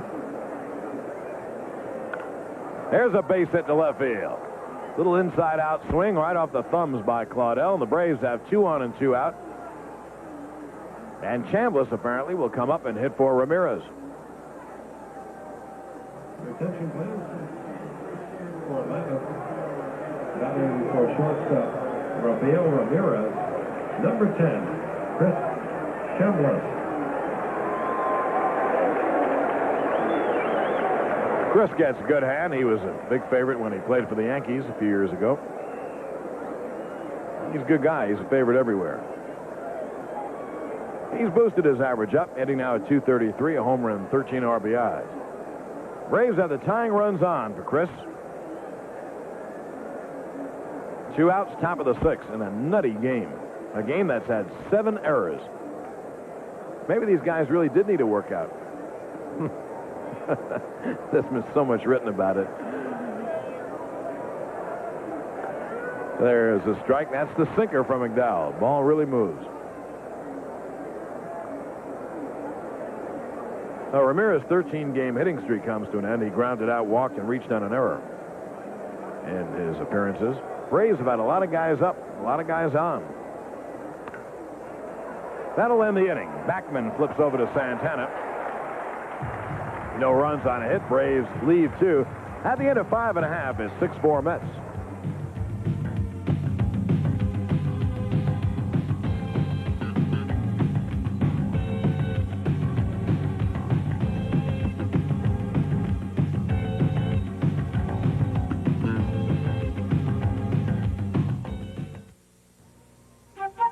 This bud's for everybody who sets them up just so they can knock them down. They're league bowlers, and they know that when you join a league, you get rolling. The competition, the excitement with good times to spare. You find it all in the leagues at your local bowling center. And league bowlers can compete in the Budweiser Hall of Fame tournament coming this winter. So join a league and get rolling. For all you do, this bud's for you. Morning. Morning. Well, your first day on the job, thought we'd take a tour of the plant. Yes, sir. Great day for it. I thought we'd head towards Spider Lake. Folks come from 6 states for the fishing. Morning, how'd you do? Oh, pretty good. Few more feet and we're there. Well, what do you think your first day on the job? Nothing like an office with a view. The Red Man reaction. Satisfaction. Hey, Super Football Saturday is coming soon. Oh, yeah? Yeah. Mr. Business Guy, Super Football Saturday is coming soon. Oh, yeah? Yeah. Super Football Saturday is coming soon. Oh, yeah? Oh, yeah. On the Superstation, WTBS.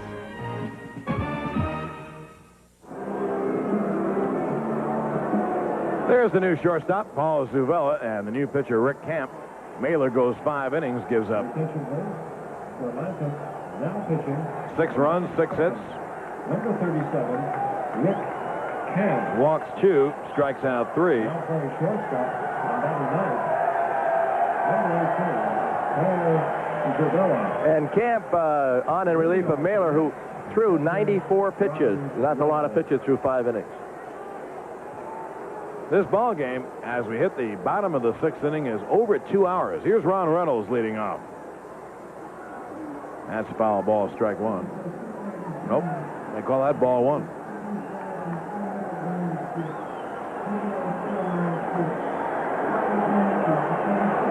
Camp is going to hit second. Camp will hit in Ramirez's spot. Zuvella will hit ninth. That hits Reynolds on the arm.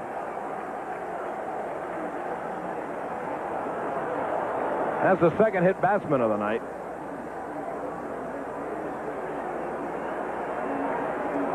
Cam's fastball bore right in on him.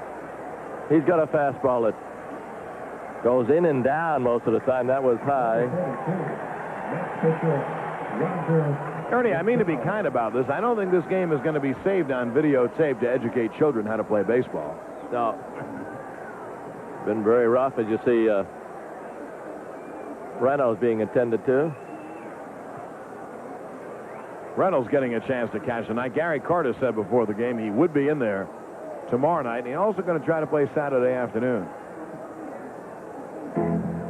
Now here's Roger McDowell, the relief pitcher for the Mets. Up in a bunting situation. Obi creeps in from third, and McDowell takes it inside, ball one. Mets lead at 6-4. We're in the bottom of the sixth.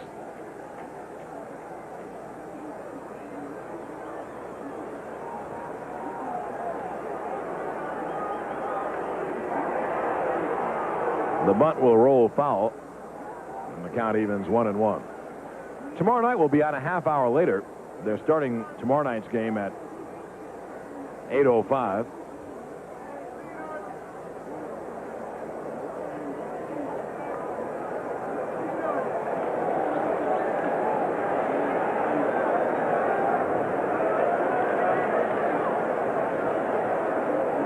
Two and one. We'll be on the air straight up at 8 o'clock. Saturday's game will be covered by NBC. Braves will have it, of course, on their radio network, and then Sunday will be on the air.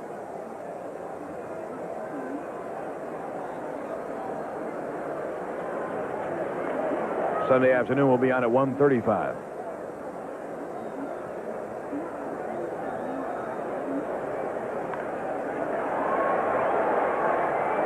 The sacrifice works, 3-4, and there's Reynolds at second base.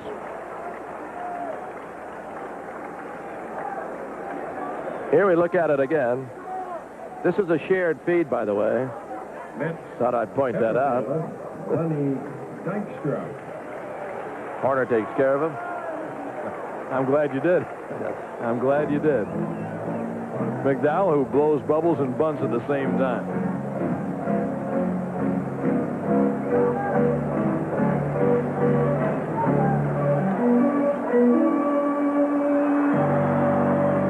Now the top of the order. Here's Lenny Dykstra.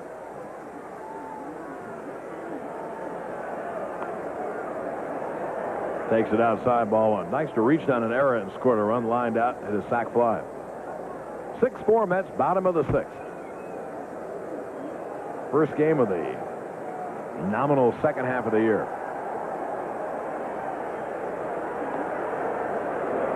Now that evens the count, 1-1. A lot of finals in the National League now. San Francisco shut out the Cubs 1-0 this afternoon. And in the afternoon, San Diego edged Pittsburgh 3-2. Tonight, Montreal, behind Joe Hesketh, shut out Houston 3-0. And Philadelphia leads Cincinnati 5-2 going to the bottom of the eighth. Later tonight, St. Louis will play in Los Angeles. Joaquin Andujar will finally get a start.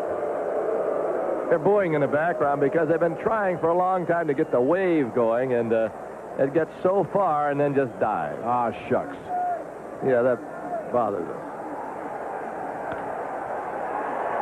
Runner made a base running mistake. However, Zuvella goes to first base for the easy out.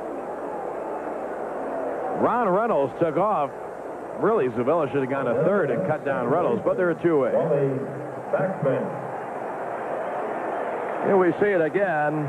Zuvella was moving towards left. That probably took away the thought of throwing back toward third, but he probably could have hit him, but we'll see how it works out. If Backman makes out, then it was not a bad play. Wally Backman 3 for 3 on the night. 3 singles. One of them a bunt single. He takes a strike. I didn't get their attendance, but it should be right up with the average of about 34. We'll find out between innings what they announced. Oh, Cerrone just saved a run. That's a pretty good play by Rick Cerrone. Yes, it is. This curveball almost hit Backman, and Cerrone shifting blocked it. Backman is 3 for 3, so the Braves are due to get him out. And the count 1-2.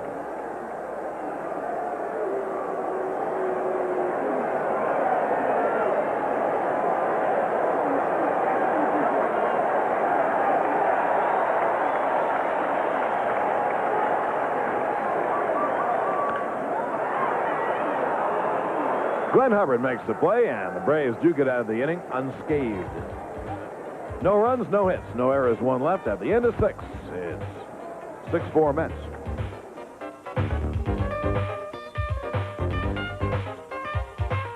Eastern, right here at the Superstation, along with good old Fred McMurray. It's 6-4 Mets. We go to the 7th inning. A paid crowd of 30,500. Total crowd of 36. Braves down by 2 will try to scratch their way back as Murph will lead off. And to tell you all about it, here's Ernie.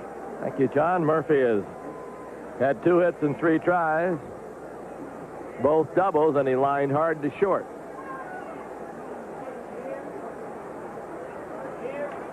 Bounces it to third. A hand for Johnson. Not over yet. He throws him out. Sarcastic applause for Howard Johnson, but also a few smiles because they have picked up a 6-4 lead. He had tied a record. Hubie Brooks also had 3 errors in 1 game, and Johnson gets him back on his side by tipping his cap. And you notice he didn't baby that throw. He threw a line drive over there. Now Horner with 1 down. Horner 0 for 3.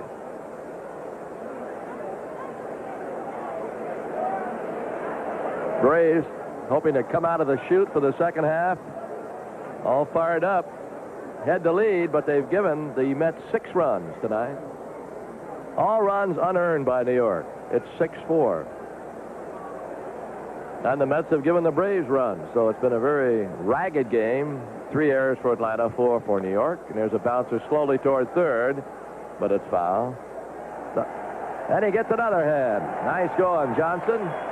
He just spreads his arms and says, how about that?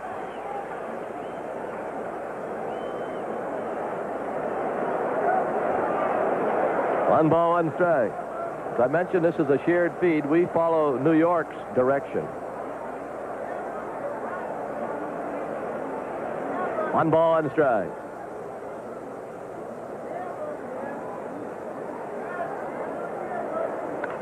That's toward left field. Base hit, Bob Horner.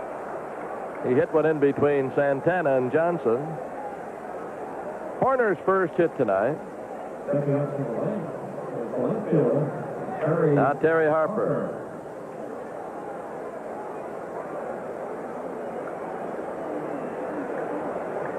The Braves have out hit him 7-6.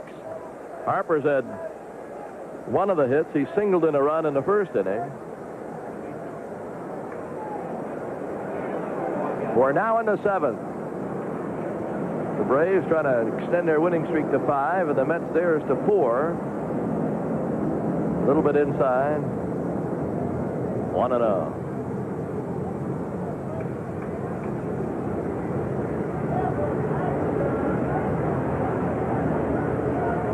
Horner not being held at first. He's not going anywhere. Unless the ball is hit. 1 ball, 1 strike. Montreal beat Houston 3-0. We'll have our Red Man scoreboard coming along shortly.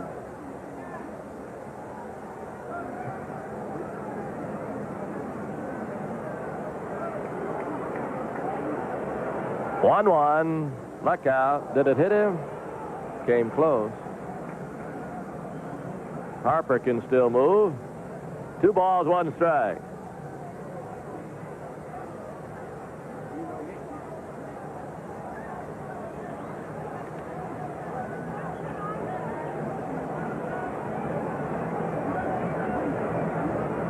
One out with a runner first, and the 2-1 missed inside, 3-1.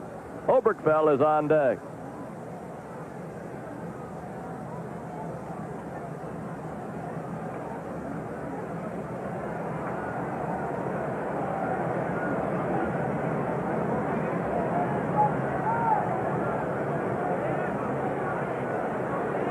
Signed by Reynolds. 3-1. Bounce toward the hole again. Base hit again. The Braves have hit 2 with eyes to deep short. That got through into left field. That brings the go-ahead run to the plate in the person of Ken Oberkfell. Simply a ground ball in the hole. Jerry hit it in the right place. Of course, he also hit the line drive to right center field, and Dykstra made that fabulous play earlier in the game that robbed him of a double or triple, and the Braves of another run. Braves have put the guys on bases tonight, but they've only scored 4. To this point, they have stranded 8, and we are now in the 7th inning. They have 2 aboard here. Let's see what Obi can do with 1 out and 2 on. Hubbard's on deck. No one loosening in their bullpen. Oberkfell has walked, line to right, and flied to center. And the first pitch forthcoming. High and away, 1-0.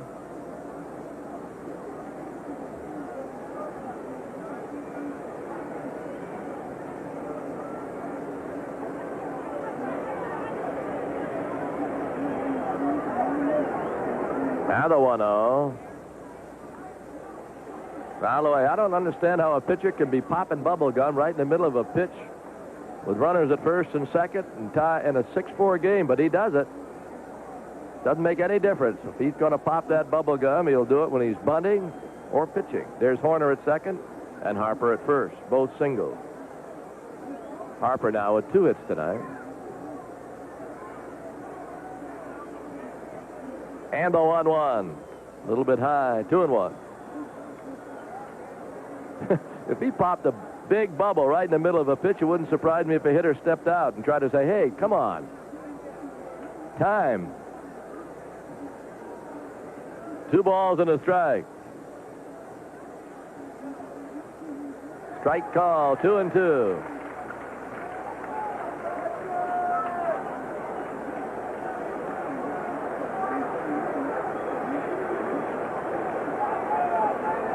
Tying runners aboard here, top of the 7th. Braves trying to get something settled with New York. They're 1-7 for the year against them. Takes a big hit, however. And that's a double play ball. 1 at second. 2 at first. 4-6-3. That's it for Atlanta. We'll check it one more time. Backman with a quick release. Fired on to Santana, and Harper might have been called down there. He was a little bit out of the baseline. We go to the bottom of the 7th. 6-4, New York. Ramirez on that slide where he was out at the plate. Looked like he hurt his hand, perhaps his thumb. Strike call from Kemp. Hernandez with a sac fly back in the first. Since then, he's popped to short and walked. Here's the 0-1. Hit slowly toward Hubbard. 1 down, bottom of the 7th. That'll bring on Strawberry, who had a big hit in the 5th. 2-run single. Here's the right fielder. I want to remind everyone in the Richmond area, we have one more tryout camp. That's Saturday, July 20th. Saturday coming up. Richmond, Virginia, Richmond Braves Park. Tryouts start at 9 o'clock. We hope that you'll turn out if you're between ages 16 and 23 and feel that you can play professional baseball. Bring your shoes and glove, and the Braves will furnish the rest. There's a well-hit ball past third. Strawberry runs well. He's got an easy double.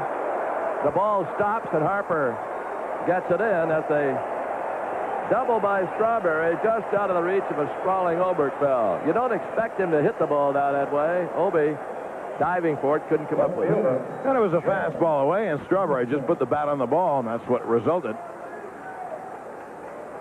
And so Strawberry at second base. Ramirez left the game with a sore index finger on his left hand.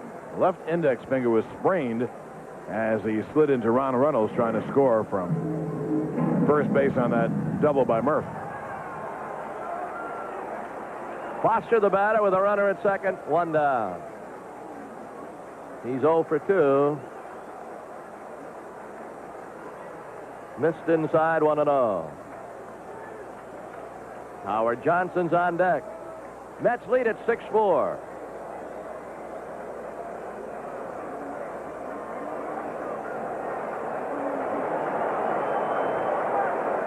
Camp with a 1-0. Low, 2-0. Mailer went 5, gave up 6 hits, 6 runs. They weren't earned. A couple of walks and 3 strikeouts.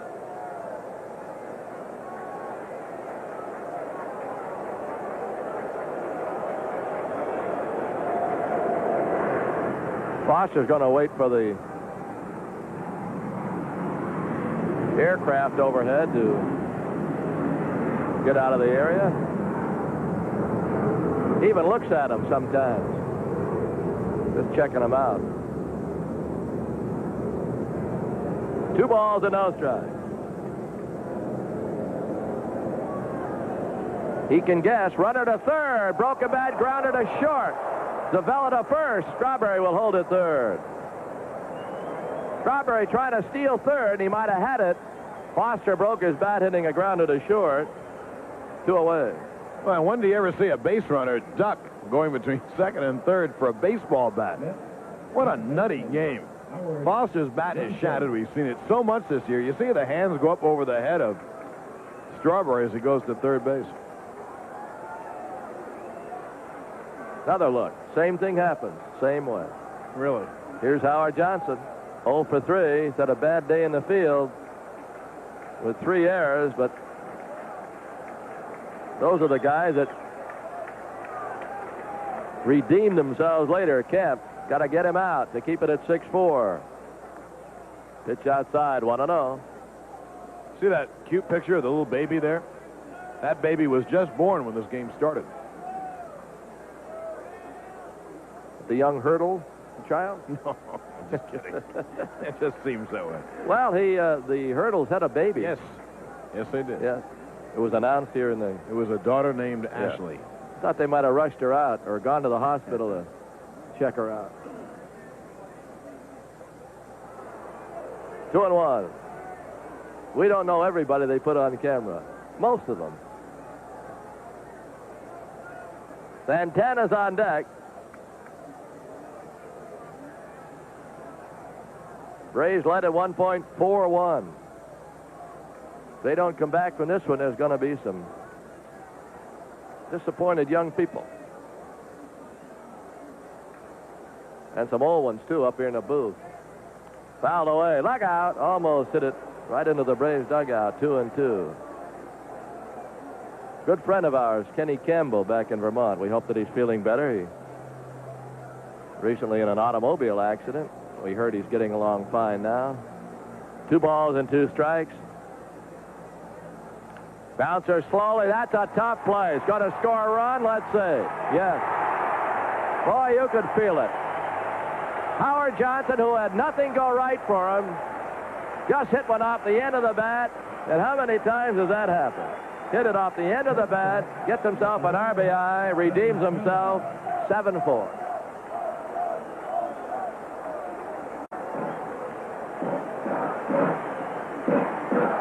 Obi does everything right, but it was just a top roller, and Johnson with pretty good speed. This is Santana, takes the curve outside, 1-0.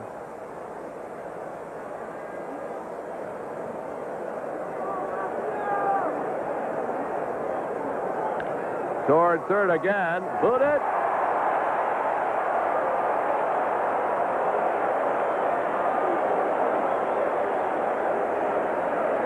That'll be an error on Oberkfell. Obi is there, does not keep the glove down. It is the 4th error on the Braves. The Mets have made 4 errors. Here's a major league game with 8 errors tonight.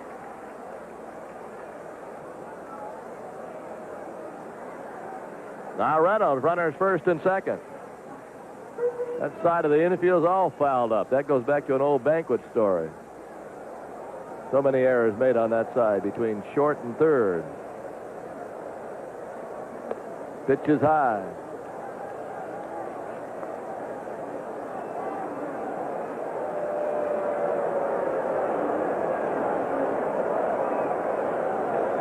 That's 2 apiece for Ramirez and Oberkfell. I believe they charged Obi with that high pop-up error. Yes. There have been 7 errors on the left side. The only error that didn't come there was the Aaron Dykstra when he dropped the ball, taking it out of his glove after catching the fly ball. And you could have yelled a little bit about that one, too, because you're supposed to get it out of your glove with your bare hand and make the play, or some umpires won't call it a catch, i.e. Terry Harper. That time the ball was jostled from his grip against the fence in Fulton County Stadium. Everyone remembers that play. They really want to be strict on it. The ball is still in play until you pull it out of your glove in your bare hand and then go into the motion. And he never did that. It fell out. And there's a drive to left center. Murphy should catch it, and he does. That is it for New York, but a big run for them. We go to the 8th, 7-4, Mets. In the American League, Kent Herbeck's grand slam won for Minnesota. Chicago, the big shutout win over Cleveland. Britt Burns had the shutout. And you see those scores in progress. Boston had an 8-run inning for their 10-0 lead. And there you have it, the Red Man scoreboard. Long throw to second by Reynolds. We're ready to go here in the top of the 8th. Hubbard will lead it off. He'll be followed by Cerrone. And then a pinch hitter. Second baseman, Hubbard. Let's see, it looks like Gene Garber throwing in Atlanta's bullpen, and it is.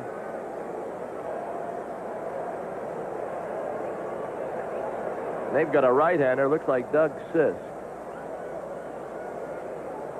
Tomorrow night, Zane Smith against Ed Lynch will be on a half hour later. It'll be 8:05 Eastern Time. National television Saturday afternoon. Braves television on Sunday. Hubbard takes inside, 1-0.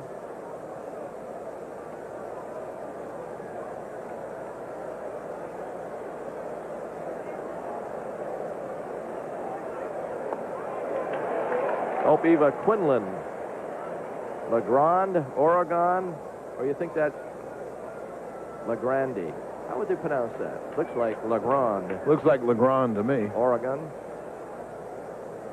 Big Braves fan.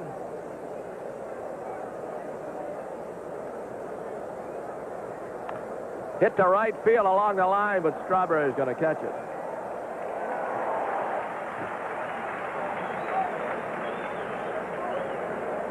At the plate, One down.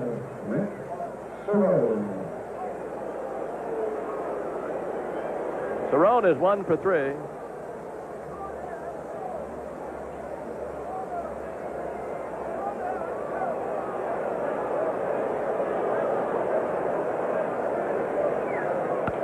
Off the end of the bat. Backman still got time.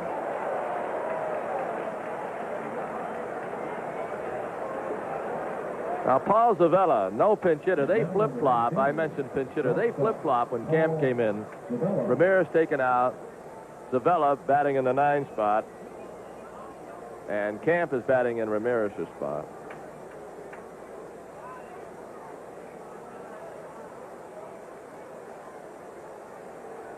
Zavella at 221, no homers and 1 RBI.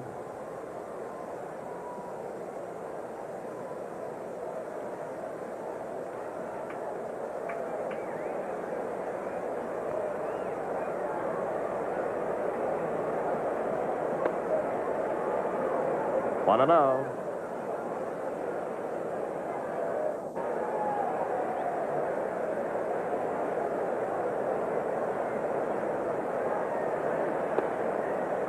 Two and oh. The Braves last year at the break were 46-41. They were in second place, 5 games out of first. And that was about as close as they got. They ended up second, tied with Houston, but they were 12 games back of San Diego and a tie for second. I was doing a little figuring today. If the Braves, this doesn't guarantee you're going to win the pennant. The Braves were to win 89 games, and that's what they won in 82. Outside. Wall 4.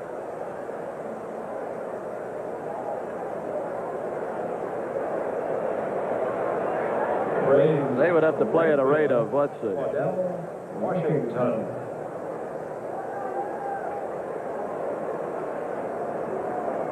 Oh, about 50 wins.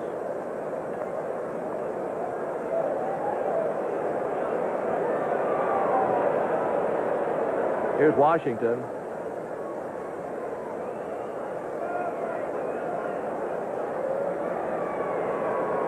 Runner at first. There's a bouncer toward second. Backman's going to handle it. We're out number 3. After Zavella's walk, Washington is out 4-3. We'll be back with all that important information that I was looking for right after this message.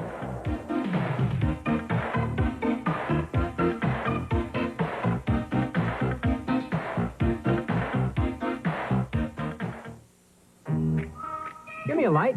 Go! Bud Light. If you just ask for a light beer, you never know what you'll get. Give me a light. McDowell just missed the first curveball. It's 0-1. The figure I was looking for, in order for the Braves to win 89 games, that's what they won in 82, they'd have to go 50-26 the second half of this season. There's a fly ball left center. Murphy should catch it. They started out like they were going to have 49 wins to go with a 4-1 lead. Center fielder, Lenny Dykstra. But now they trail 7-4. There have been miracles in this game. Remember the Dodgers in 51? They had a 13-game lead over the Giants. Then Bobby Thompson hit that dramatic home run. This is Dykstra. Atlanta playing better baseball the last 4 games, winning in Atlanta, but have not played good baseball here tonight. Just a question of who has played the worst game, really. Each team with 4 errors, but the Mets have benefited on that pop-up. Horner, nice play. Camp covered. Beautiful play. On Dykstra, they got a fast man. 3-1 if you keep a scorecard. Watch Horner. Nice short hop pickup by Bob. There's the short hop. Then he leads Camp, and Camp does a little ballet step. Very nice, Richard. Very nice. The biggest problem the Braves face is the fact that they're in 5th place. They got a lot of hopping over to do, and then when you play other teams in your division, and that's going to happen after this road trip, half the teams are always winning. And it's difficult to pick up ground. Curveball, low inside. 2 down, bottom of the 8th.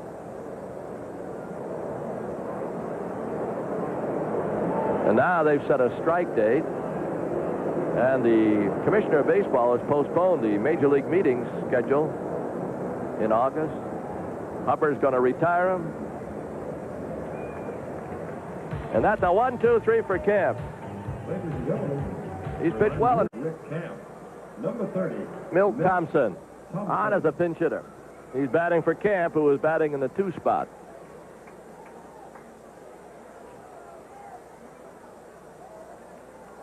Thompson at 286.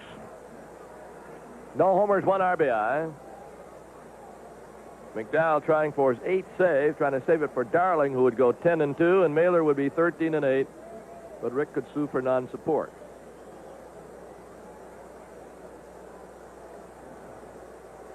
Ready to go with the first pitch. A little bit outside, 1-0.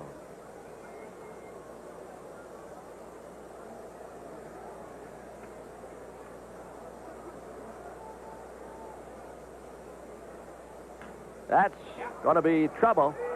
I don't think he can throw him out. He can't. The Braves have worn out that hole on the left side. Give Milt Thompson an infield hit. Nice play by Santana getting to it. Thompson goes the opposite way, a little inside-out swing. Santana makes a nice play in the hole, but you know the way Milt runs, he had no chance at all. Now the Braves have a little bit of a chance here in the 9th inning. Down by 3, they got the big cannons coming up, Murphy and Horner. Thompson at first will play it safe. Down by 3. Orozco's out there pawing around in the bullpen now, getting ready. Sisk had been throwing earlier.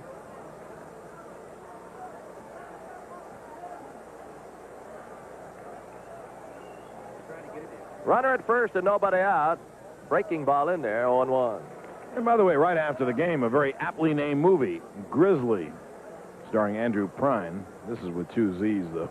That'll be right after the game on TBS. There's a Roscoe with no Z's. A grisly mess. Let up in there, 0-2. The Red Sox beat California 10-1. Baltimore 8, Kansas City 3, bottom of the 8th. Oakland leading Toronto 6-4, bottom of the 9th. The Blue Jays up for their last bats. Their lead is shaky in the American League East. There's several teams charging them. 0-2. Popped it up, but it's going to be out of play. Wasn't high enough for Reynolds, the catcher. Texas leading Detroit 3-2, bottom of the 8th at Detroit. As we look at this, fastball inside. Murphy just got a piece of it. Fouled it away. Philadelphia's beaten the Reds 6-3. Montreal over Houston 3-0. Pittsburgh lost to San Diego 3-2. And the Giants shut out Chicago this afternoon at Candlestick 1-0. Here it's 7-4, top of the 9th. Atlanta trying to come on back. That's a strikeout of Dale Murphy. I don't know what kind of pitch it was. It was a breaking ball. Here we look at it again. First baseman. Now there's the sinker by McDowell, goes straight down. Now Bob Horner with 1 down.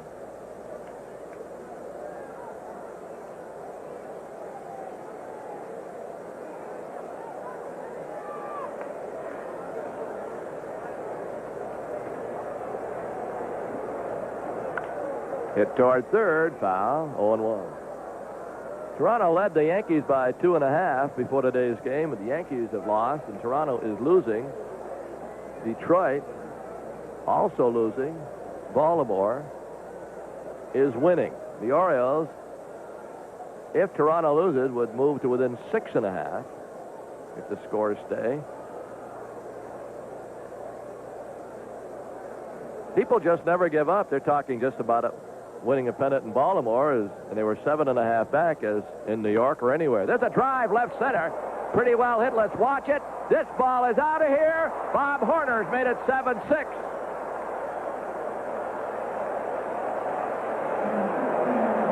Bob Horner on his 16th homer has made it a 7-6 game, a bullet over the 371-foot mark. Boy, were you right when you said that little top ground ball by Howard Johnson could be the difference? That got the Mets' 7th run in. Horner has been on a tear to the point that he's now number 5 in the league in home runs, 10th in RBIs, and those figures are going to go up after that home run. Terry Harper, and we look at it again, and it travels about the same distance, 385. It says 371. Tack on another 14 feet. 7-6. Horner gets a glad hand, and Harper takes low. Now, when you get into a ball game where it's a one-run affair, you look back to all the different situations where the errors really hurt. The pop-up that no one caught.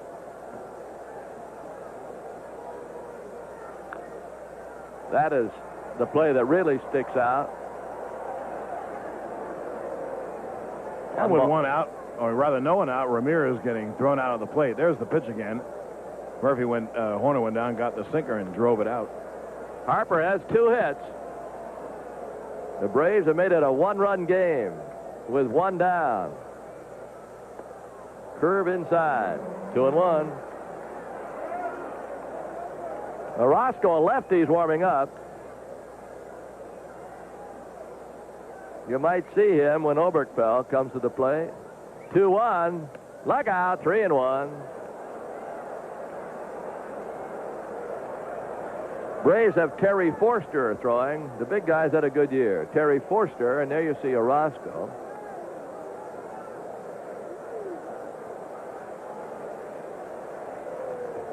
Harper waiting on a 3-1. Coming. Hit foul off the end of the bat. 3-2.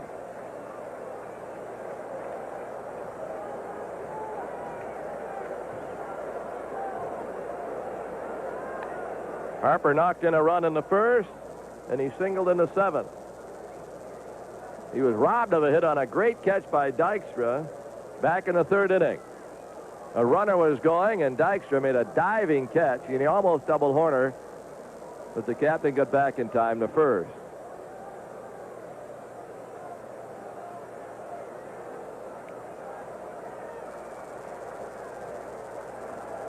Three and two, and here it is. Well hit, but it's hooking. It's foul. Harper just got out in front a little bit too much. It'll stay 3-2.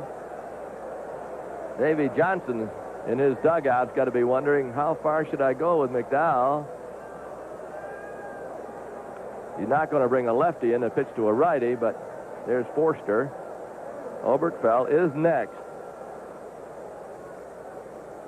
3-2. On the way. Didn't mean to, and he's going to get a base hit. A little check swing. And Harper representing the tying runs at first, and you probably see a change now. Here comes Davy Johnson.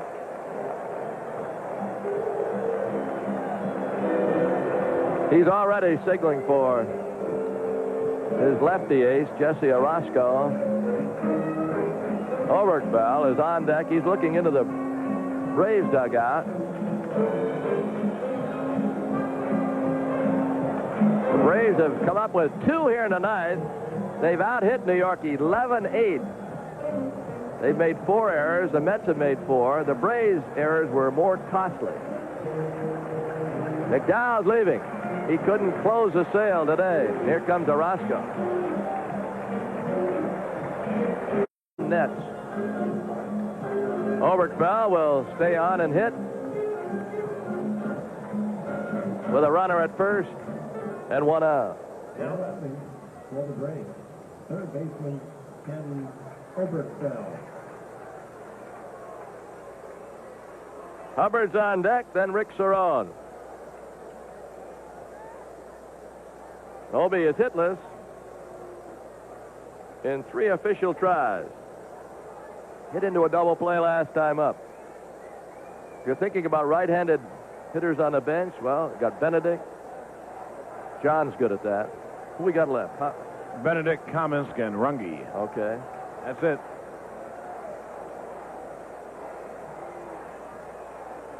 He steps off.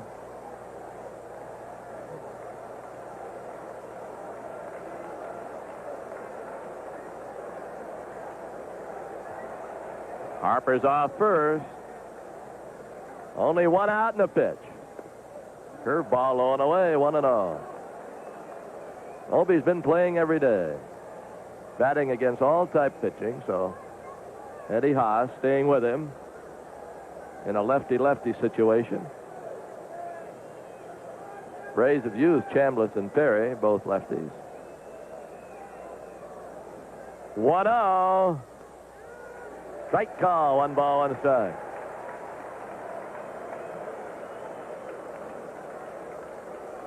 Obie's a key. If he can do something, you get the tying run to second base. Harper with a pretty good lead. Roscoe's looking right at him, and the pitch. Fouled away, 1-2.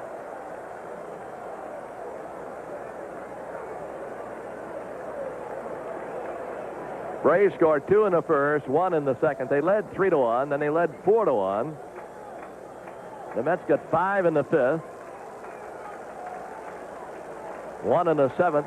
Atlanta with 2 here in the ninth, trail by 1.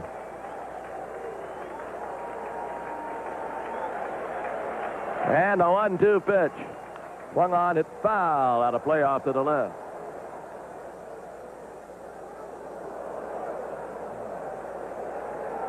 Harper at first has 3 hits. That was a kind of excuse me hit, the last one, but they all count. There's a good example. He checks his swing, gets a single, hits a line drive to right center, comes up empty when the Dykstra makes a circus catch out there. As the players will say, they even up. 1 ball, 2 strikes. On the way. Did he go? They're going to ask for help. No, he did not. 2-2. Close. Yeah, mean curveball, and he just held up. They asked Jerry Davis. So Opie gets the count even at 2-2. We see that sweeping curveball, Opie. He just held up. Oh, roundhouse. 2 balls and 2 strikes.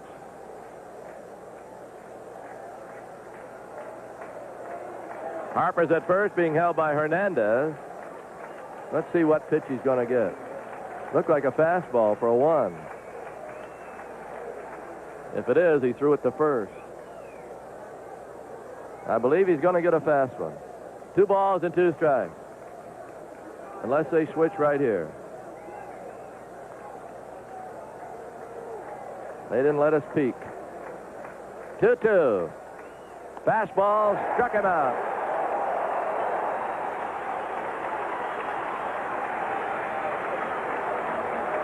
Orozco strikes out Oberkfell. Here's Hubbard. He's the last hope. Hubbard.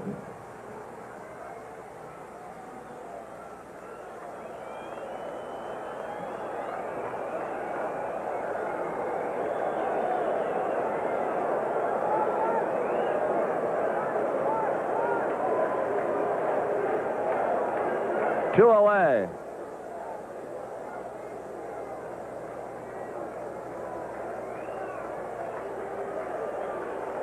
And the first pitch to Hubbard. Inside, 1-0. Hubbard was hit back in the second inning. He is 0 for 3. Cerrone on deck. Harper at first. And the 1-0. Strike. 1 ball, 1 strike.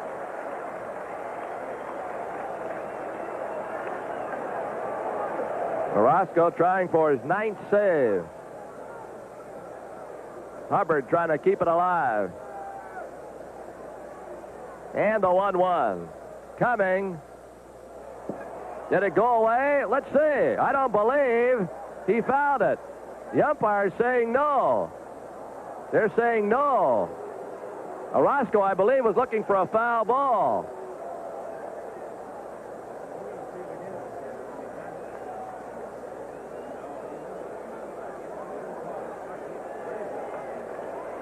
That count as well. The count is 2-1. Looked like Hubby started to go after it. Curveball down and in. Orozco charged with a wild pitch and a tying runs at second.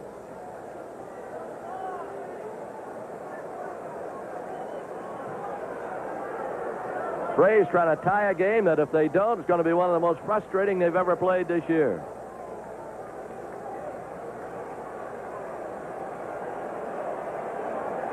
Two balls and a strike.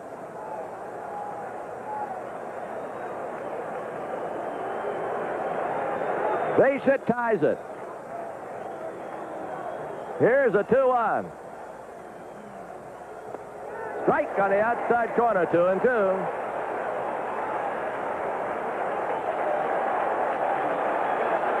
Now they're standing. Shades of 82 in Atlanta. Standing on the last out, pulling for the pitcher. See what Hubbard can do. 2-2. It's on the way. Popped him up. That's your old ball game. Backman. Mets win it. And the Braves gave one away here tonight. Final score, Mets 7, Braves 6. Back with the totals after this message.